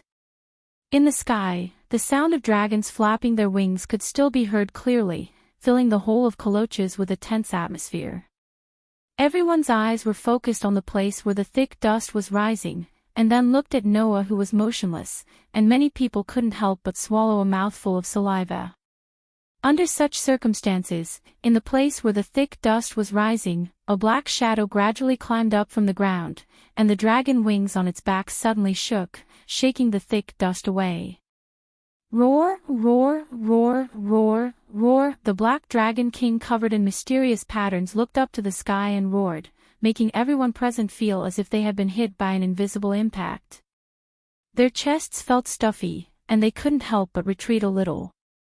Noah looked straight at the angry roaring Akonarolia, his hand holding his sword slightly tightened, and an expression of "as expected" appeared on his face. Even if it's just a god-level physical ability, there's still no way to cause much damage to it. No matter what, Akonarolia was a 4-digit existence. Noah's physical ability that was comparable to a god-level physical ability after being strengthened by magic was at best a 5-digit peak. If he wanted to shake Akonarolia, there was no way to cause much damage with just an attack of that level. Of course, even if it didn't cause much damage, from a human point of view, Noah's actions were already quite astonishing to be able to suppress the legendary Dragon King and beat it up. It was precisely because of this that the anger in Akonarolia's heart could be imagined. So, in the next second, Akonarolia lowered its head, stared at Noah, opened its dragon mouth, and squeezed out a low voice. How irritating! That voice stunned all the people and dragons present. However, even if everyone and the dragons were stunned, Akonarolia still growled as if it was talking to itself. To think that I would be forced into such a state by a mere human. This is too displeasing. Hearing this, everyone finally reacted. He. Wendy said with a look of bewilderment. He spoke. Isn't that obvious? Gadgula clicked his tongue. Dragons are extremely intelligent beings, how could they not know how to speak? As Gadgula had said, dragons were highly intelligent beings. It was impossible for them not to know how to speak. Not to mention, Akonarolia was once a human, so it was even more impossible for him to not know how to speak. However, generally speaking, some proud and arrogant dragons, who viewed humans as ants, food, and livestock, did not like to talk to humans. That was why they would use roars as a form of intimidation instead of words. Akonarolia was an existence that belonged to this category. It wasn't just humans, Akonarolia also despised the dragon race, and even despised all life forms. Even if he had extremely high intelligence, he still didn't like to talk to any existence. However, at this moment, Akonarolia finally opened his mouth to speak. Because of a human. A human who had once severely injured him and now suppressed him. Raising a ferocious dragon claw and slamming it on the ground, Akonarolia spat out words full of anger and hostility in Noah's direction. I will destroy you. Destroy you. Human. Hearing this, before Noah could say anything, Igunal descended from the sky and arrived above Noah's head. You were once a human, Dragon King. Igunal's pair of flame-like eyes stared at Akonarolia as he growled at him. This era no longer belongs to the dragons. The birth of a human who can rival you is proof that even you are no longer the overlord of this era. Don't interfere with the direction of this era, Akonarolia. Akonarolia immediately raised his dragon head and looked at Igunal, his voice still low and angry. Do you think I will lose to a mere human? Fire Dragon King. You were once a human, yet you were able to become the Dragon King. If that's the case, is there anything strange about the appearance of another human who can defeat you? Igunir said as he spat out a mouthful of flames.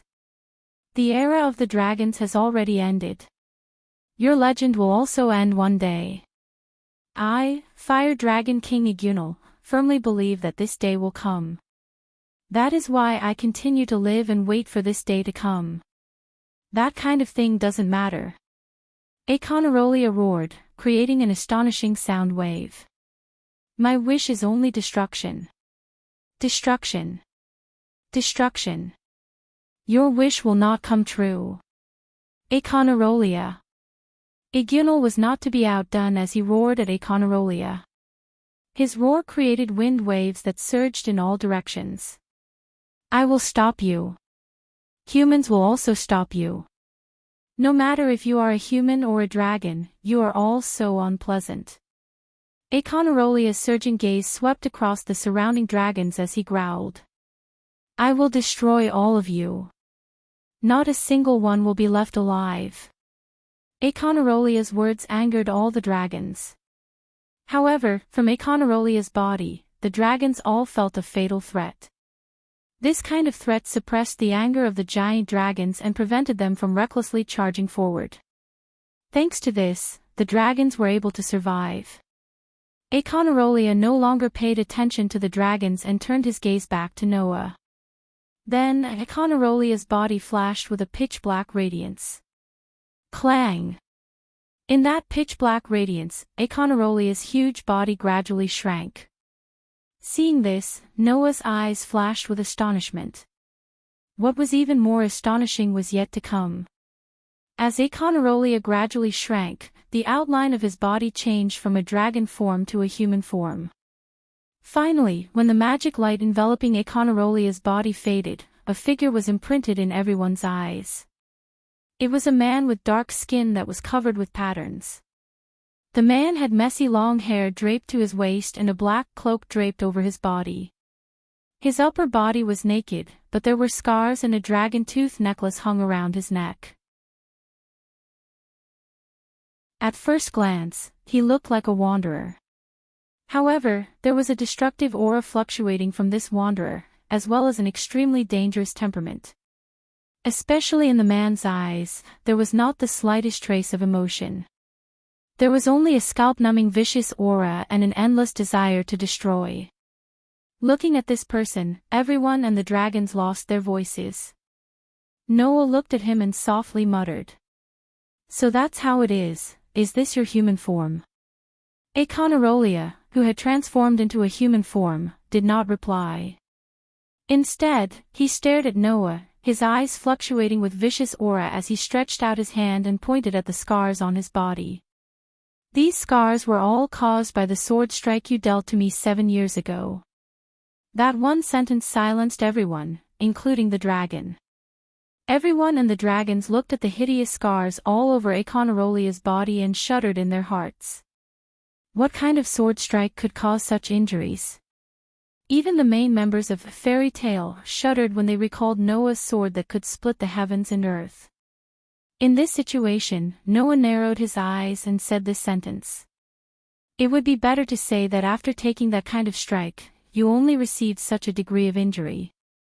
That's what makes me surprised. Is that so? Akonarolia expressionlessly said. However, after this wound appeared, every time it hurts, a thought in my heart becomes stronger.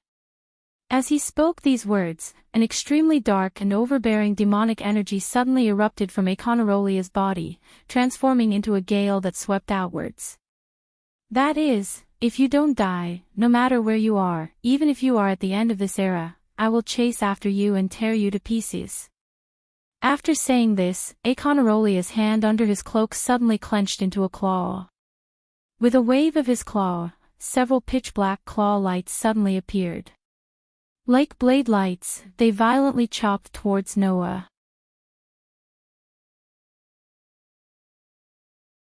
Chapter 1729. Following the sharp sound of something breaking through the air, that pitch-black sharp claw light suddenly cut through the air like a bolt of lightning, carrying a ferocious aura that caused one's expression to change as it viciously chopped down at Noah. That claw light was like the sharpest cutting machine in the world, suffused with a cold and dark aura, causing one's scalp to begin to tingle. It was believed that if one was hit by this claw light, then it would definitely be like what Akonarolia said, being able to tear a person to pieces in an instant. Even if that person was Noah, it would still be the same. However, facing such a terrifying attack, Noah's expression did not change in the slightest. Looking at the sharp claw light that violently chopped down, Noah felt the cold aura that it carried until it was less than half a meter away from his body. Only then did he tighten his foot and abruptly take a step to the side. Shwa! The sharp claw light immediately brushed past Noah's shoulder in an extremely thrilling manner, landing on the ground beside Noah. Pang! In the midst of the explosive sound, those sharp claw light directly exploded the ground, carving out several gullies in the ground, and explosively shot into the distance without losing momentum, plowing out abyss-like cracks along the way, causing gravel to fly in all directions and explode in the surroundings. The power of a single claw had actually reached such a level. And this claw was clearly just a greeting from Aeconarolia. Pang! In the next second, Aeconarolia stomped on the ground, and his entire body shot out like a sharp arrow. His eyes filled with hostility stared straight at Noah, while one of his hands was still in the shape of a claw, like a sharp beast's claw. Raising his arm, the claw brought about a cold and sharp wind as it mercilessly pierced towards Noah's throat. Only at this time did the onlookers and dragons react one after another. Looking at Aeconarolia shooting towards Noah at an astonishing speed, the sharp claw directly piercing towards Noah's throat, one by one they cried out in alarm. Even the ground had been ripped apart by Aeconarolia's claw, not to mention a human's body, and a fragile throat at that.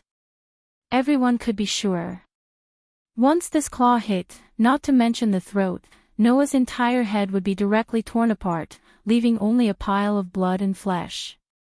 Even the onlookers could understand, naturally Noah could not. In response, Noah suddenly raised the demon slayer in his hand. Clang! A surge of divine power surged into the silver holy sword, causing the elven magic equipment named Demon Slayer to blossom with dazzling light. Soon after, Noah raised the holy sword in his hand high up, and suddenly chopped down at the incoming sharp claw. The sword light fell in midair, colliding with the incoming claw with a loud bang. Clang! The collision of the sword and the claw actually caused a crisp sound of steel clashing against steel to suddenly resound, stirring up ripples in the air, which rapidly surged out in all directions, spreading out in all directions. Noah and Aeconarolia both trembled, and under the effect of a force that could not be ignored, they were suddenly shaken back. Suddenly, Aeconarolia's feet repeatedly stomped on the ground, and his figure involuntarily retreated. With every step he took, the ground would shatter with a thump sound. After retreating several steps in a row, Aeconarolia fiercely stomped his feet, and at the same time, his figure finally stabilized. Noah was not as violent as Aeconarolia. While retreating, his feet gracefully tapped on the ground, and with each leap, he dispelled the force that could not be ignored. Launching an attack without a word, as expected of a villain. Noah's gaze directly fell on Aeconarolia's body, and a slight sharpness gradually emerged in his eyes. Then, should it be my turn next? As his words fell, the phosphorescent divine power fluctuating around Noah's body suddenly surged to his feet, converged into a ball, and then exploded. Noah's figure suddenly burst out, and with a low thunder-like sound, the holy sword in his hand pointed at Aeconarolia from afar, and like a bolt of lightning, shot out. Absolute sword skill. Primary form purple lightning. The lightning-like thrust caused Noah's figure to turn into a blurry shadow, and in a flash, he arrived in front of Aeconarolia. The sharp tip of his sword was directly pointed at Aeconarolia's throat, as if returning the attack from before. With a cold gust of wind, he mercilessly stabbed forward. Aeconarolia's pupils slightly shrank, but a ruthless look appeared in his eyes, and he suddenly bent his claws. A pitch-black demonic power suddenly emerged from Aeconarolia's claws, curling around his 5 fingers, and slightly fluctuating, causing Aeconarolia's nails to be suffused with a cold light. Black Dragon's Claw Attack. With a low roar, Aeconarolia's arm shook, and his claws instantly shot out. An invisible gust of wind formed a faintly discernible shadow in front of his claws, and like a dragon's claw, it carried a ferocious momentum and met the holy sword that was thrusting towards him. Clang! A loud and clear sound of metal clashing abruptly rang out. Whing! A storm-like ripple of energy suddenly burst out from the collision of the sword and the claw. Kacha kacha kacha! Wherever the ripple of energy passed, the ground was unable to bear the heavy load, and cracks spread out like a spider web from Noah and Akonarolia's bodies, instantly expanding to a distance of tens of meters away. Under such circumstances, the invisible ripple of energy was still constantly shaking out from the collision of the sword and the claw, causing the ground to continuously crack.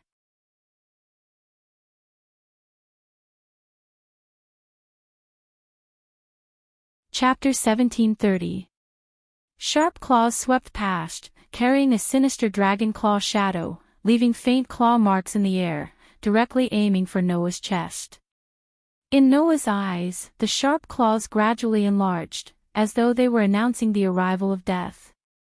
They were closing in on Noah bit by bit. In this instant, Noah could be said to have reached the end of the road. The demon slayer in his hand was firmly imprisoned by Akonalia, not caring about the effects on his body, simply unable to move. In this case, with Noah's body that had returned to the human category after losing his ability value, he would definitely die on the spot after receiving that claw. But at this time, if the divine power in his body was converted into magic power, using the strengthening magic to strengthen his body, perhaps he would be able to withstand this attack. However, at that moment, Akonarolia's claw collided with the demon slayer and directly suppressed Aster, who had lost the support of his divine power, and similarly dealt a fatal blow to Noah. Of course, Noah could also use both magic power and divine power at the same time, achieving the dual use of both the elven device and the strengthening magic. But before this, Noah had already discovered that the difficulty of controlling two completely different types of energy was a lot higher than purely controlling one type of energy. If he used both types of energy at the same time, it would only cause the output of the two types of energy to decrease by a lot, causing the might of both the elven device and the strengthening magic to sharply decrease by more than half. In this way, he simply wouldn't be able to continue fighting Akonalia. Thus, in the battle between Noah and Akonalia, he had always only used divine power or magic power, absolutely not both at the same time. In any case, Akonalia's dragon physique completely came from the dragon slayer magic. As long as he had the demon slayer in hand, then even if Noah didn't use the strengthening magic to strengthen his body's ability would still be in the human realm. He could rely on the elven device to greatly weaken the might of Akonalia's dragon slayer magic, achieving the goal of directly confronting this pitch-black dragon king. In view of this, now that the demon slayer was imprisoned, facing Akonalia's furious claw, Noah had already reached the end of the road.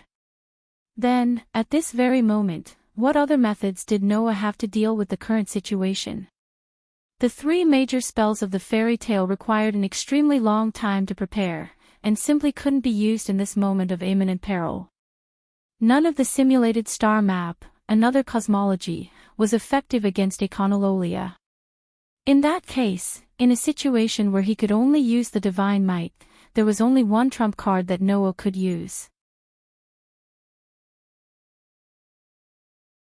Cough cough cough.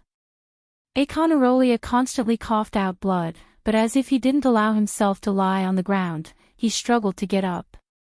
However, the entire process of getting up was difficult and cruel. Naturally, it was difficult to avoid. After all, even if it was a dragon king, receiving such a serious injury was enough to kill him. Thus, how could it not be difficult to get up? As for cruelty, it referred to the scene itself. Even after suffering such a serious injury, he still insisted on getting up. During the whole process, blood spilled out from Akonarolia's severed arm and the wound in front of his body as if it was free, dyeing the ground into a pool of blood. However, even so, Akonarolia still insisted on getting up. After standing up with great difficulty, his body was crooked, as if he could fall down at any time. That scene could be described as tragic. Noah quietly watched this scene unfold. He didn't stop it, didn't say anything, and didn't pursue the victory. Instead, as if talking to himself, he softly said. At the last moment, he desperately jumped back a step. That's right. The moment the demon slayer slashed down, Akonarolia jumped back a step, avoiding the result of being cut in half by the demon slayer. But you already have no chance of winning. Noah looked straight at Akonarolia and said indifferently. It ends here, Akonarolia. Hearing Noah's words, regardless of the reactions of the spectators and dragons, Akonarolia trembled heavily and slowly raised his head. It ends here. Akonarolia coldly looked at Noah, blood dripping from the corner of his mouth, but he didn't care and growled. No. Until the moment of my life ends. I won't stop my destruction. Destruction. Destruction. Destruction. Akonarolia roared towards the sky. I want to destroy. With a roar, Akonarolia raised his remaining hand and formed a claw. Ignoring the large amount of blood that flowed out, he charged in Noah's direction. Looking at Akonarolia who was charging towards him, Noah's eyes flickered. Before a feeling of pity emerged in his eyes, he closed his eyes.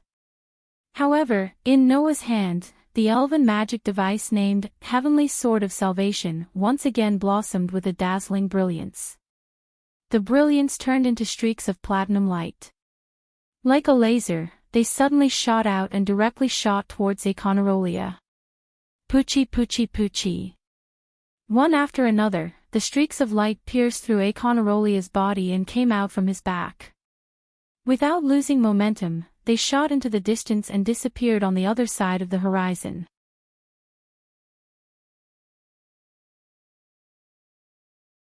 Chapter 1731. Bang! With a clear sound of falling to the ground, Akonarolia, whose body was pierced by the light of salvation, slowly fell to the ground. The blood flowing out of his body had already stopped. Looking at the night sky dyed red by the flames, Akonarolia's eyes filled with hostility became absent-minded little by little. His vision began to distort. His heart gradually stopped beating. At this moment, Akonarolia clearly understood one thing. His destructive journey that had lasted for hundreds of years had finally come to an end.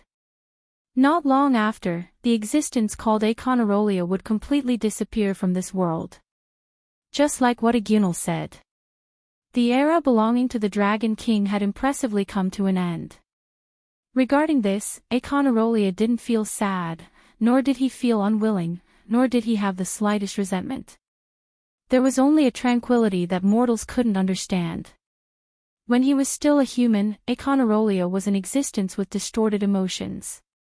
When others were enjoying life, Akonarolia was thinking about destruction. When others were struggling under the threat of the dragons, Akonarolia was thinking about destruction. When others were making an alliance with the dragons of the coexistence faction to resist the dragons of the opposition, Akonarolia was thinking about destruction. When others were slowly approaching death with the passage of time, Akonarolia was also thinking about destruction. Jerv once said that Akonarolia undoubtedly had the power to dominate the world, but he only thought about destruction. This sentence could be said to have completely interpreted the essence of Akonarolia's existence. Jerv was right. Akonarolia was synonymous with destruction. Even if he looked down on humans, was hostile to the dragons, and even hated all life, it was all because Akonarolia wanted to enjoy destruction. It was that simple. If in the world of Hakata, Az-Dakaha was the embodiment of evil, then Akonarolia was the embodiment of destruction. The difference was that the former's evil was to create a future for humans, while the latter's destruction was just a manifestation of distorted emotions. In any case, Akonarolia's journey of destruction had come to an end. It was said that before a person died, they would recall everything that had happened during their lifetime. However, Akonarolia didn't have that kind of emotion. He just calmly closed his eyes. The moment his heart stopped beating, he welcomed death in the most calm manner. Just like this, Akonarolia's aura completely disappeared. Everyone present, including Long Jun, looked at Akonarolia, who was lying on the ground with his eyes closed. From beginning to end, there was no expression on his face, and they looked at each other in dismay. In the next second, oh, oh, oh, oh, oh. Astonishing cheers soared into the sky, carrying the joy of the people, resounding through the night sky. He looked at Akonarolia's corpse in front of him, lowered his head, and muttered to himself. Is it over? As he said this, another figure appeared in Noah's mind. Immediately, Noah's eyes flickered. No, it's not over yet. When this sentence came out of Noah's mouth, the flow of air suddenly changed. Wang, amidst a tremor that no one could hear, the entire space suddenly trembled. Then, with Noah as the center, the entire world was dyed in a pitch-black color. At this moment, all the magic shooters who were crying tears of joy and hugging each other froze in space and stopped moving. At this moment, Agnir and the rest of the dragons who were flapping their wings and flying in the air were also frozen in place. That scene was as if time itself had stopped flowing, causing the entire world to be dyed in a pitch-black color. Noah was the only one who was still standing in the same spot as before. Clang! The holy sword and divine saber in Noah's hands blossomed with dazzling radiance, as if they had sensed something, and phosphorescent divine might energy circulated around them. However, Noah did not inject divine might energy into the two elven devices, nor did he waver in the slightest due to the changes in his surroundings. He only slowly turned his head, as if he had expected someone to do all this, and cast a sharp gaze forward. Then, a figure appeared. You really didn't disappoint me. You really defeated that Akonarolia. Jeffrey raised his head and met Noah's sharp gaze with a smile that did not give off any sense of danger. That's an opponent that even I find a little troublesome. Even I can't kill him. Of course, Akonarolia can't kill me either. Is that so? Noah said calmly. So, you think I can't kill you, so you came to me like this? No, it should be the opposite. The smile on Jeffrey's face became tired. I came to ask you to kill me. You're tuning into the Journey of the Soul YouTube channel. Don't forget to subscribe and join us on this journey to catch the most captivating stories.